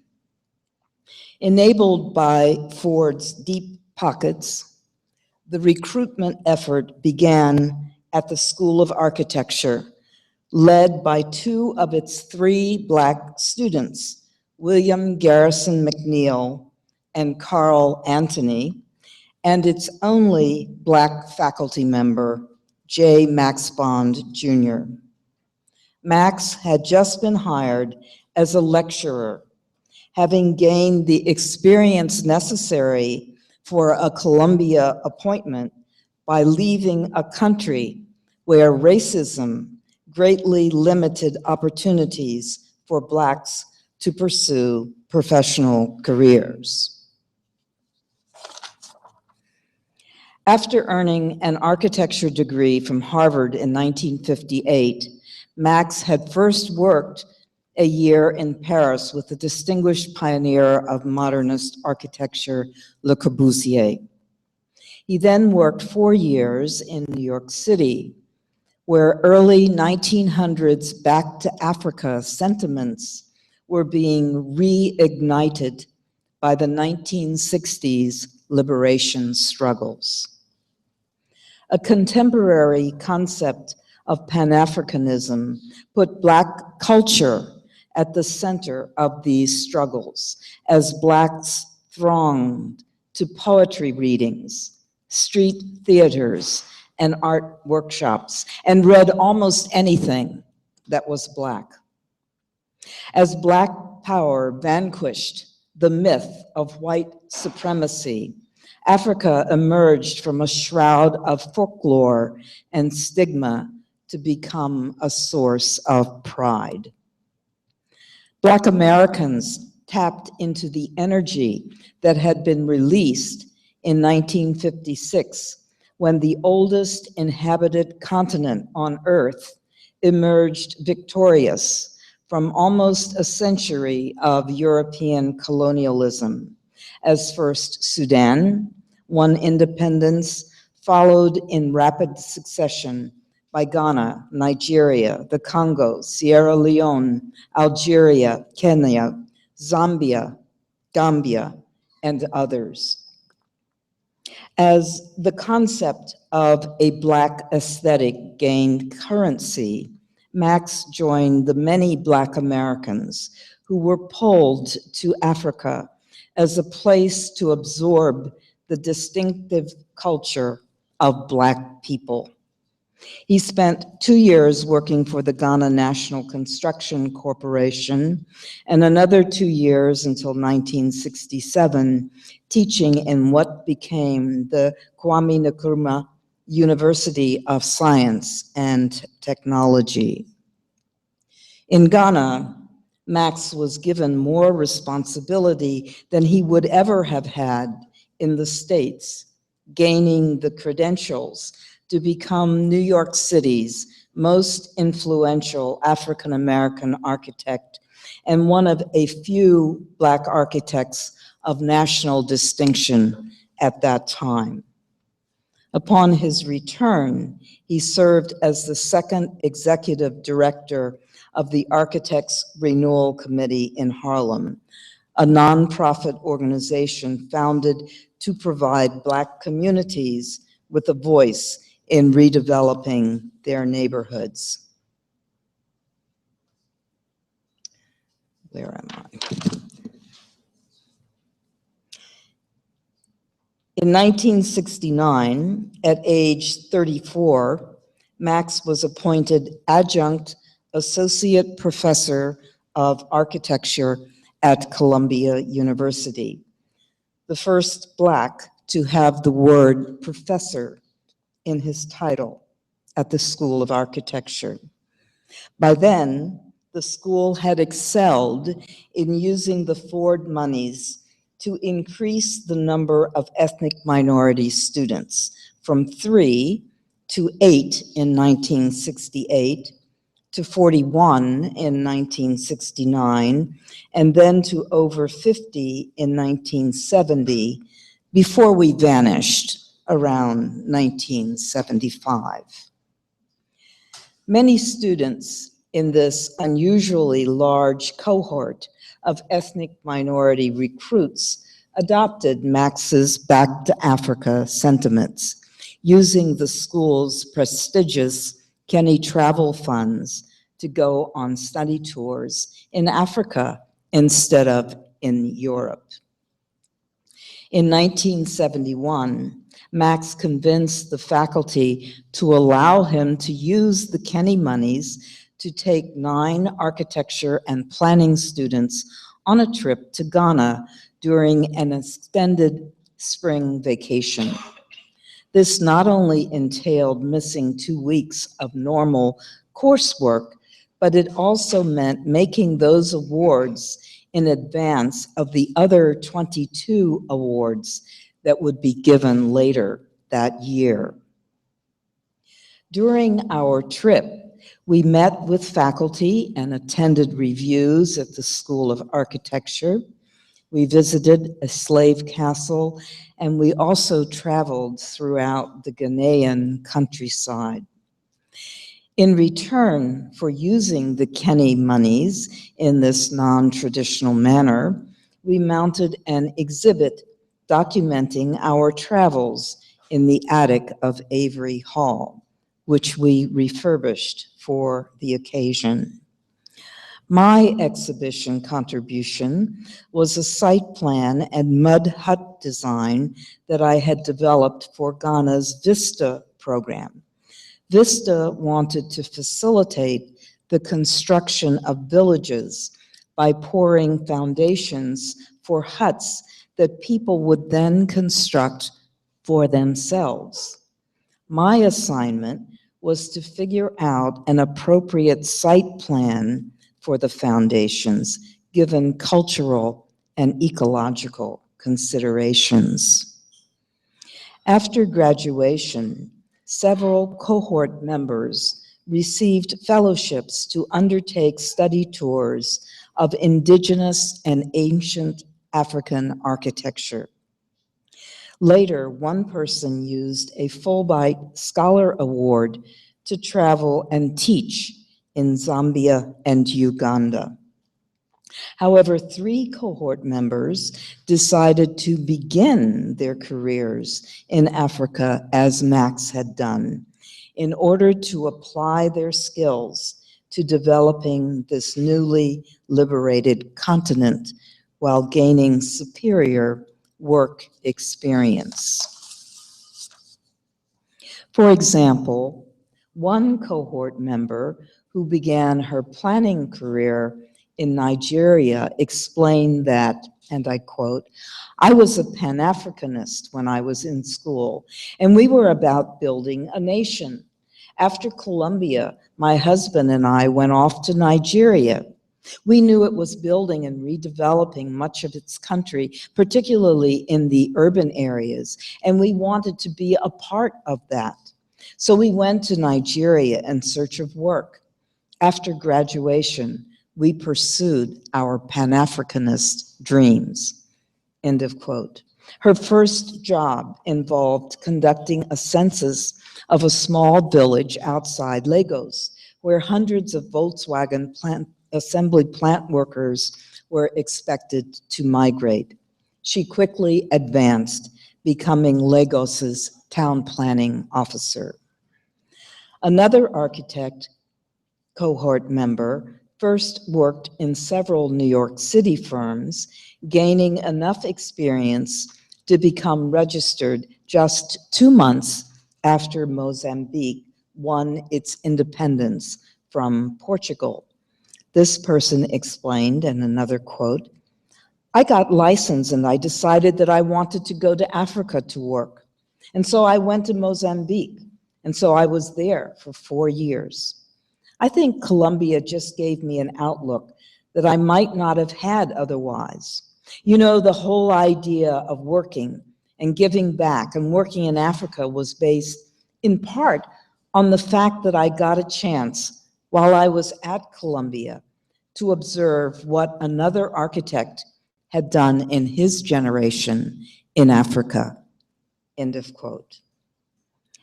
And the third cohort member, who was trained both as an architect and urban planner, explained that, and one more quote, "I worked for 14 years in West Africa. I started out working in the private sector. I worked for a private firm that formed and was expanding, and I did a number of very unique and very, very successful projects there.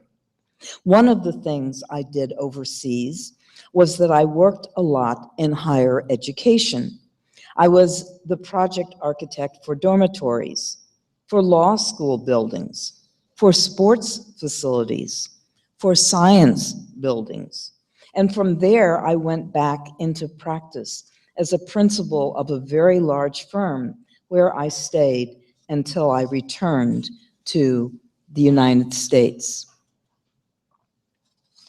For these emerging architects and planners, the 1960s and 1970s bridge between the United States and Africa was one of true exchange and partnership. They gained the superior design and management experiences that were denied them in America, while also absorbing Black culture. In return, they contributed their Ivy League skills to nation building in a newly liberated continent. A lot has changed in this country and in Africa since those years, and a lot has stayed excruciatingly the same. I look forward to these dialogues as an opportunity to reinvent a Pan-Africanist dream for our times. Thank you very much.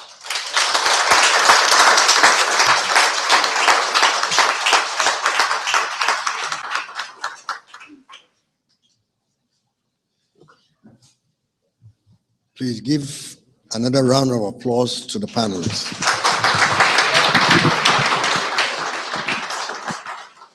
It is our hope that the next time Joe convenes a conference like this, we're not going to be talking. We're going to do actual solutions of problems, walking on water, and on-site in any location. It will be direct action. So gear up, polish your training. Yes. I want to be in the movie. Talk to Angela. She's the one making the movie. Oh yeah, just back there. Okay.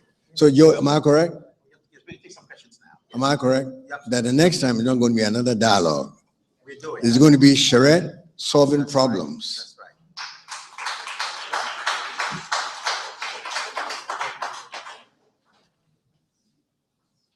So Q&A. Yes. The floor is open for any questions for the panels, all of us.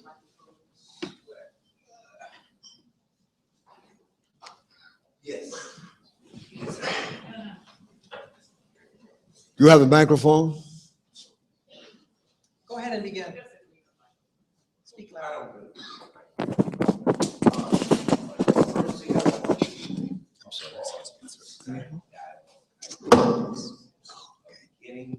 Test one, two. First session. Let me introduce myself. My name is Francis L. Turner.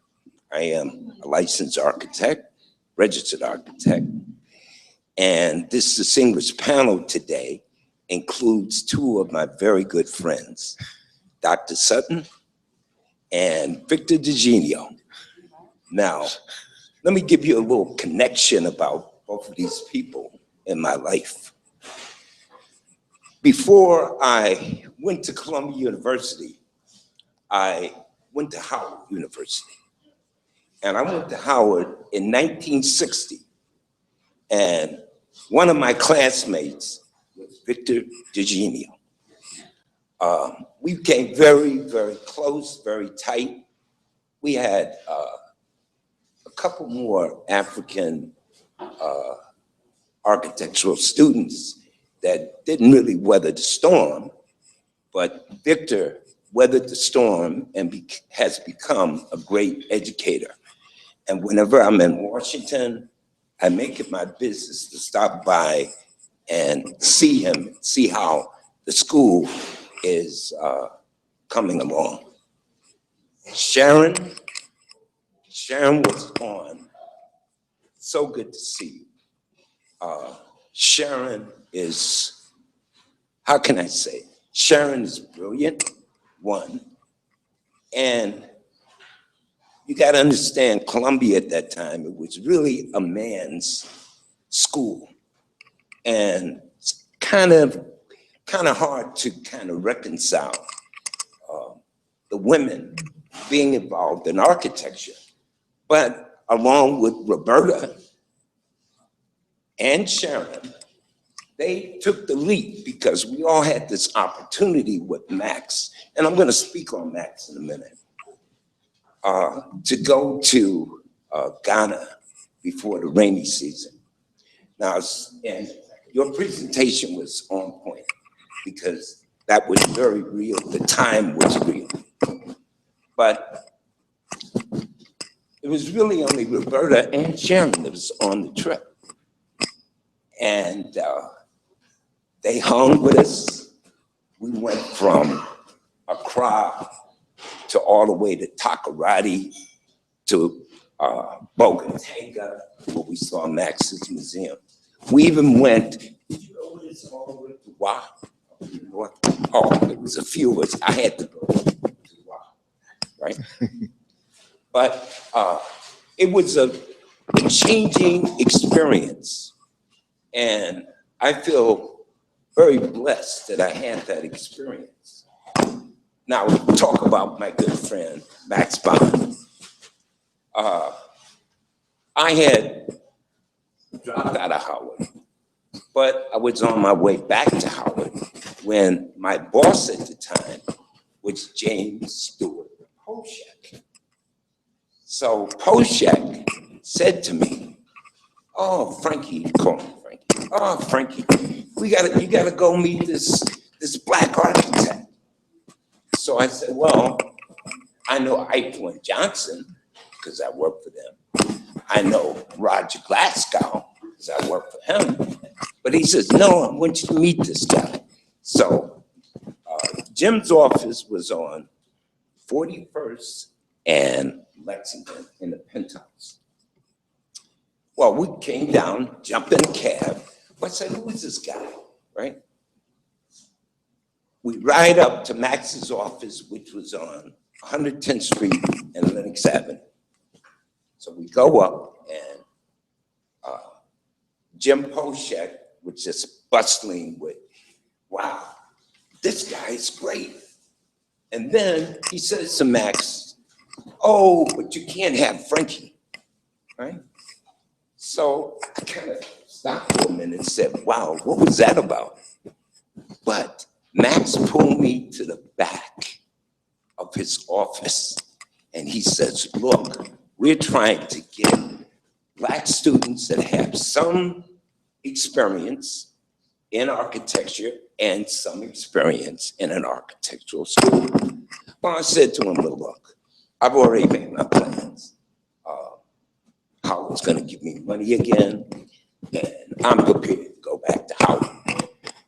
Now, I understood Harlem at the time because I had worked for Eichler Johnson, and during those days, we had what we call urban renewal areas. So they dumped me right into, which was the best thing they could do, dump me right into Harlem, right? So at that time, we were having this big issue in Morningside Park. So I kind of knew about the deal, but I didn't know that students were being recruited. So in all of our careers, we have defining moments. Max said to me, "Hey, look, go back to DC, go to Howard's archive room, get some of your work, write this essay, and let's see where it goes from there." I said, "Fine." Sure enough, I got accepted, and that was great because I met people like Sharon, Roberta, a lot of the young people that were young then back in the day. And we went with the spirit of really, I think, how many was about 11 of us at most. We had one Caucasian guy, and for the life of me, I can't remember his name. He used to go to bed with a machete in his boot. And all the myths, we had a professor at Columbia, it was Fish, right? He says, "What are you talking about? What do you guys want to go up there? That's primitive architecture." And we said, "Wait a minute, what is he talking about?" And then we had the worst dean, Dean Smith. This guy, I'm sorry to say, in my estimation, my opinion, he was strictly a racist. We weren't supposed to be there. But we prevailed, and the trip was just fantastic. Fast forward, I then realized that I had some intuitive things that I had to accomplish as, quote, a minority architect. I always hated the term minority architect because we were trained and we took the same exams as everybody else. So I'm an architect. You just have to determine who you're gonna work for. So I made a commitment. I went and worked at Architects Renewal Committee in Harlem. Then I said, I'll dedicate my time, as long as I can make some money, not getting rich, but hopefully becoming enriched, that I will work in the Black community. That was Harlem. Harlem, it was redline. We did all the studies, we did all the prototypes. And sure enough, each firm started to be cut away, right? Because they couldn't survive. But I found the solution. As long as I could take care of my children, all right, then I felt that I should make a commitment in the community.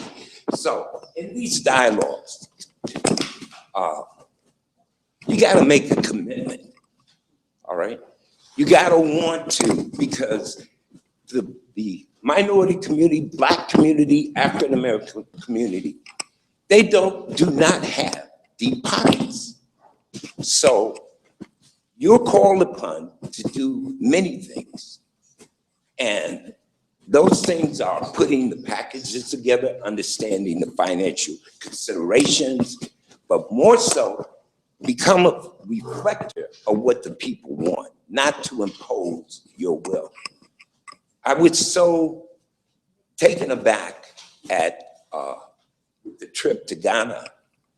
I've been to Ghana 7 times. I have a company called Treasures from Africa Limited, because I felt that if I did somebody's house, I'm gonna give them a mass so that they can connect artistically. These are the kind of things that we need to talk about. I've been to Senegal, been to Egypt, Botswana, Zambia, South Africa 7 times. And I'm gonna stop. I got to sign. But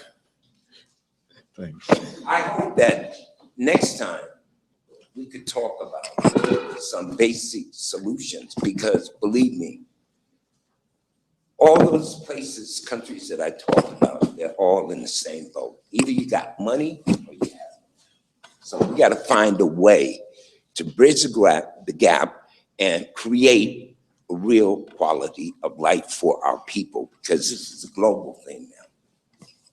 Thank you.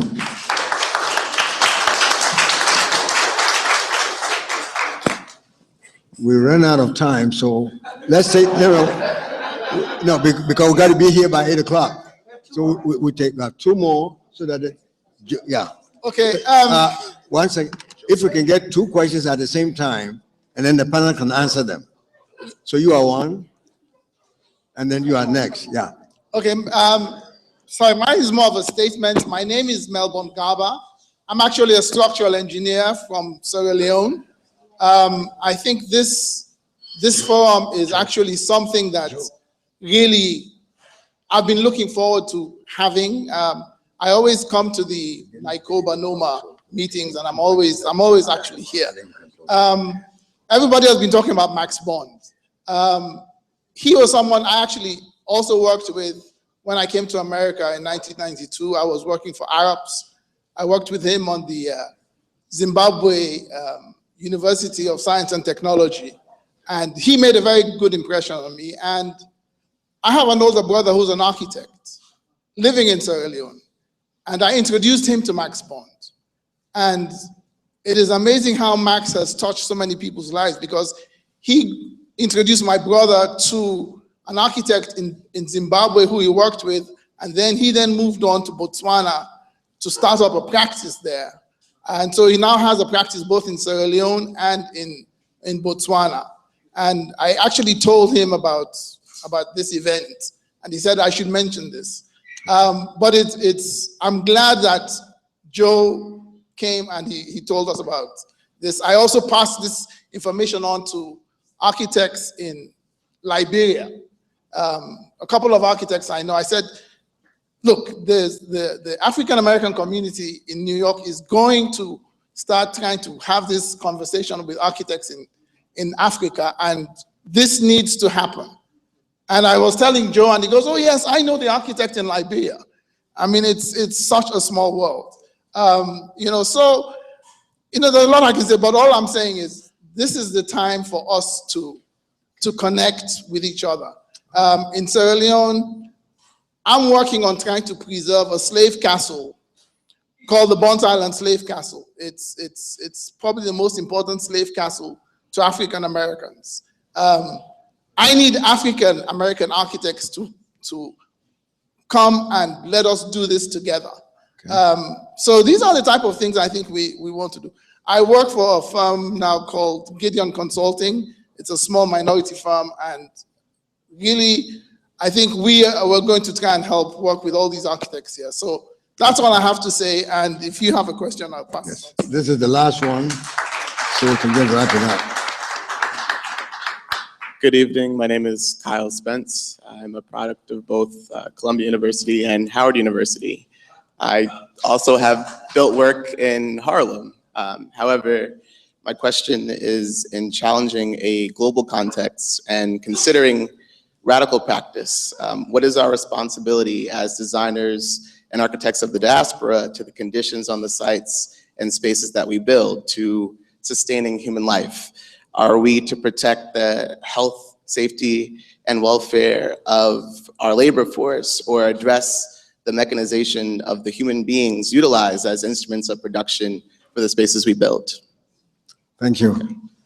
If any members of the panel can respond to this, we can wrap it up so that the Jew can come and close.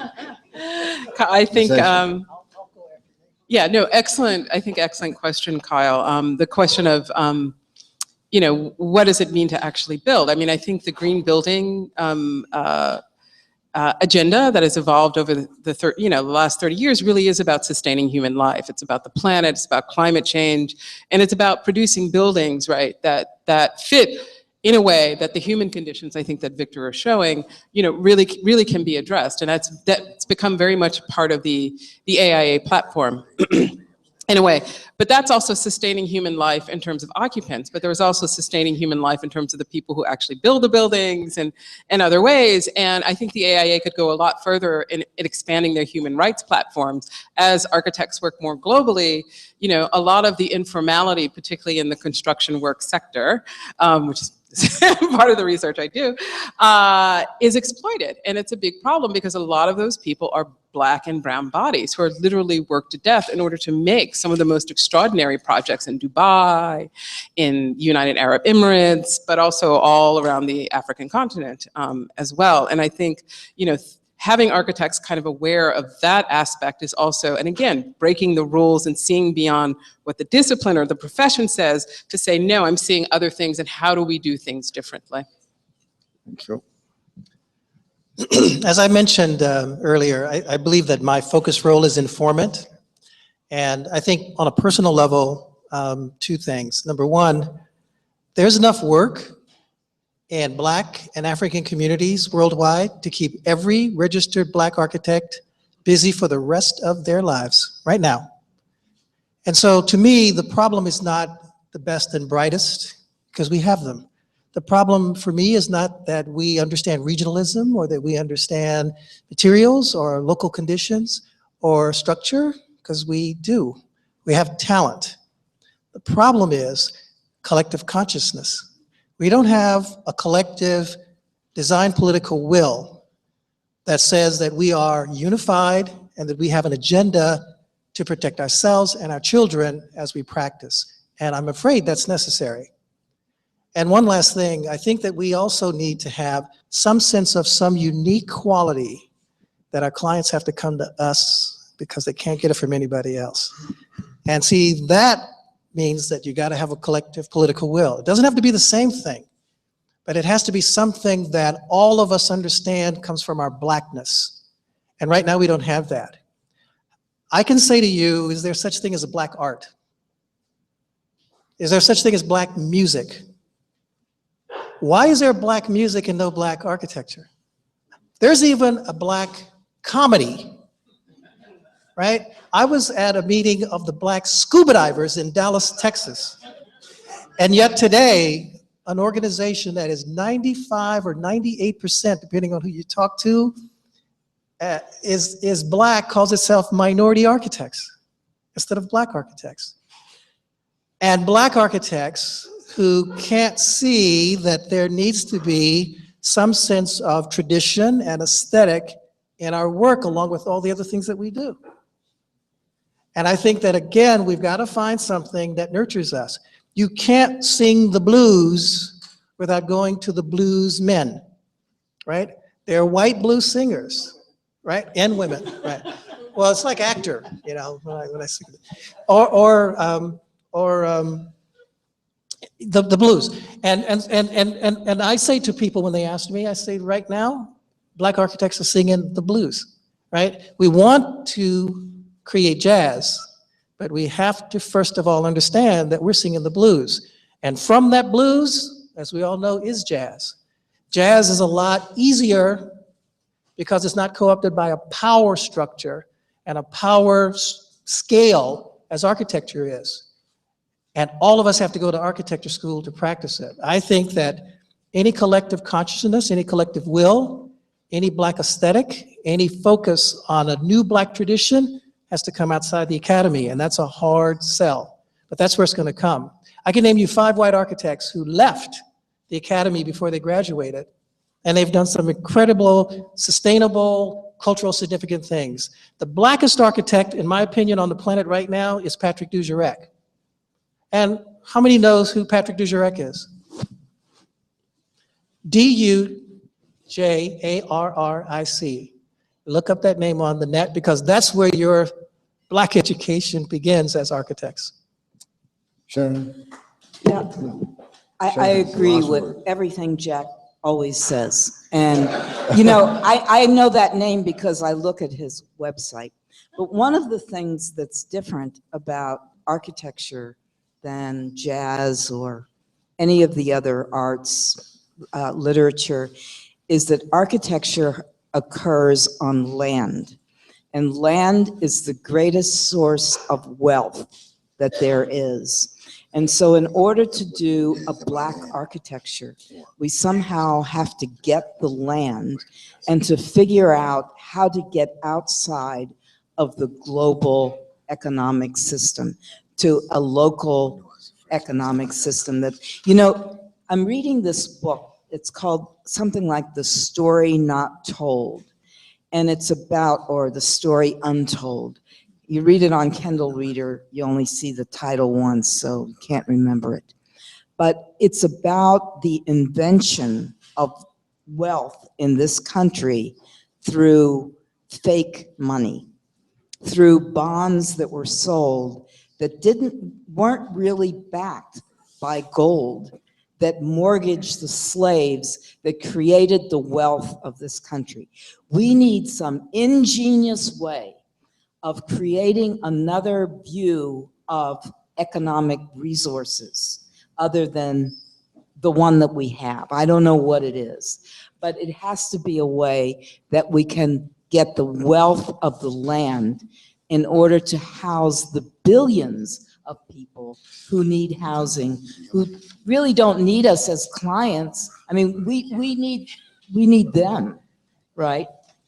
So how can we get that economic system going?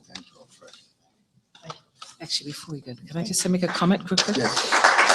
Thank you. Can I just make a quick comment on the point that Dr. was just mentioning?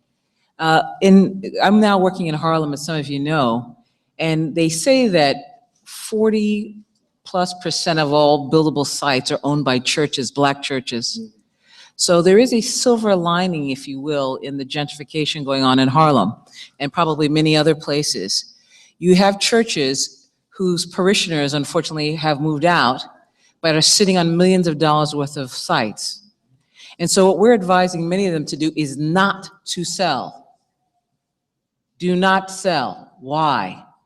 Because exactly, if you know, in Africa, they'll die before they sell. They'll be like, nobody sells land, certainly family land, never, ever, ever, ever. Down south, many of us had land, our people sold it, maybe they had it for 5 years, nothing to be seen again. So what we're suggesting people do is the churches own the land, and they give 99-year leases, which you see in places like Ghana, and I think Trinidad has the same system. So the church that now can't pay its light bills, it's asset rich but cash poor, now gets a stream of income for the next 99 years and still owns the property. Very powerful. It's also powerful for us as developers because we don't have to spend $14 million for a piece of dirt in Harlem. You can instead pay your annual fee, your ground rent, meaning you don't have to have $14 million. Maybe you need to have several $100,000. That's a different conversation. We could raise that in this room tonight. So this notion of finding ingenious ways, again, in some ways leveraging the systems we see in other countries is very important. So a ground lease, a 99-year ground lease works for almost every single type of financing you want to do, except for the SBA. They won't do it for a hotel. But everything else you can build on a ground lease. And if anybody's interested in that, we should talk about it because we're looking at it and we're also looking for investors, but more on that later. But that's that issue of the dirt. And the same thing we're seeing, by the way, in Accra. Joe, how much is that building you say you wanted to build? He showed you that diagram. How much is that building in Accra? Almost $2 million US. Almost $2 million US. Of the land, just the building, yeah. The dirt. In downtown Accra, where nobody wants to go. Yeah. So if we're not very careful, we won't be able to go back. So if we sell it, we'll never go back. Charleston, the same thing. Anybody knows anything about Charleston, South Carolina? All that downtown Charleston was owned by Black people. They're now moved out. They're North Charleston, moving further out still. Owning that dirt, controlling it, to me, is the single most important. Talk about politics. There's nothing more political than that to me. But to be continued. Thank you. Yes. Yes. I want to just, on the issue of money, since I'm the treasurer for Archie Africa, we can only do these things normally because Joe come up with these great brainstorms and say, okay, let's make something happen in 2 weeks. And then Jack will beg for 4 weeks and we're still never sure it's going to work. And like, can I just say, can we congratulate ourselves? It's almost 8 o'clock. We got a full room. Despite the odds, we had some good food, some drink. Everybody had something. A little gift bag, doggy bags to take home if you want some. Don't all crowd. But to do this, of course, it takes money.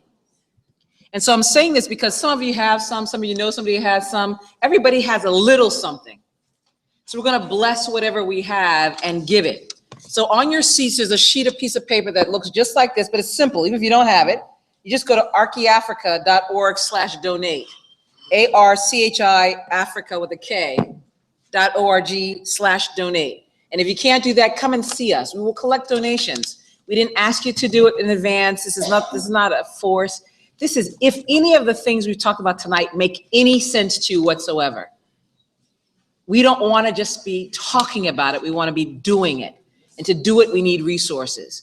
So if any of you are so moved, we welcome your contribution. To put on something like this, even this modest thing costs thousands of dollars, believe it or not, and most of it's donated by somebody. One person stands up and says, I'll stand for this. It's not good enough. For us to change our communities, create just cities, it's going to take our money first, and then our allies. So with that, I'm encouraging you, who's up for it? Just a show of hands, just practice, it's free.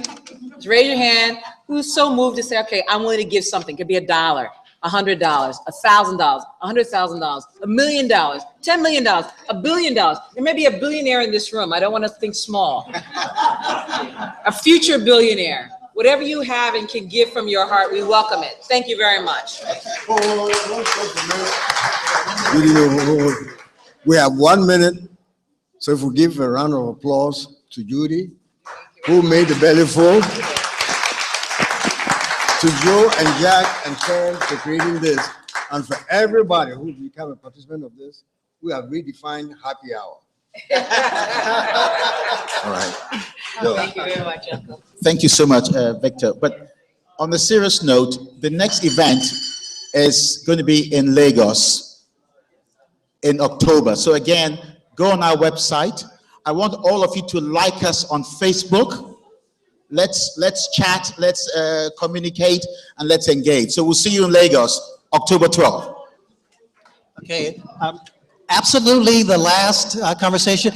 At the end of January, we're going to have a hip hop architecture symposium similar to this.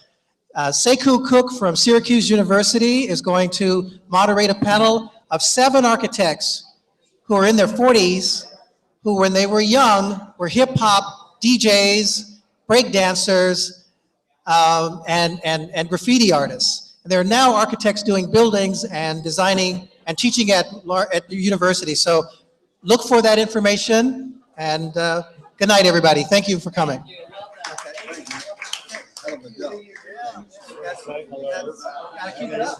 Yeah, thank you for coming.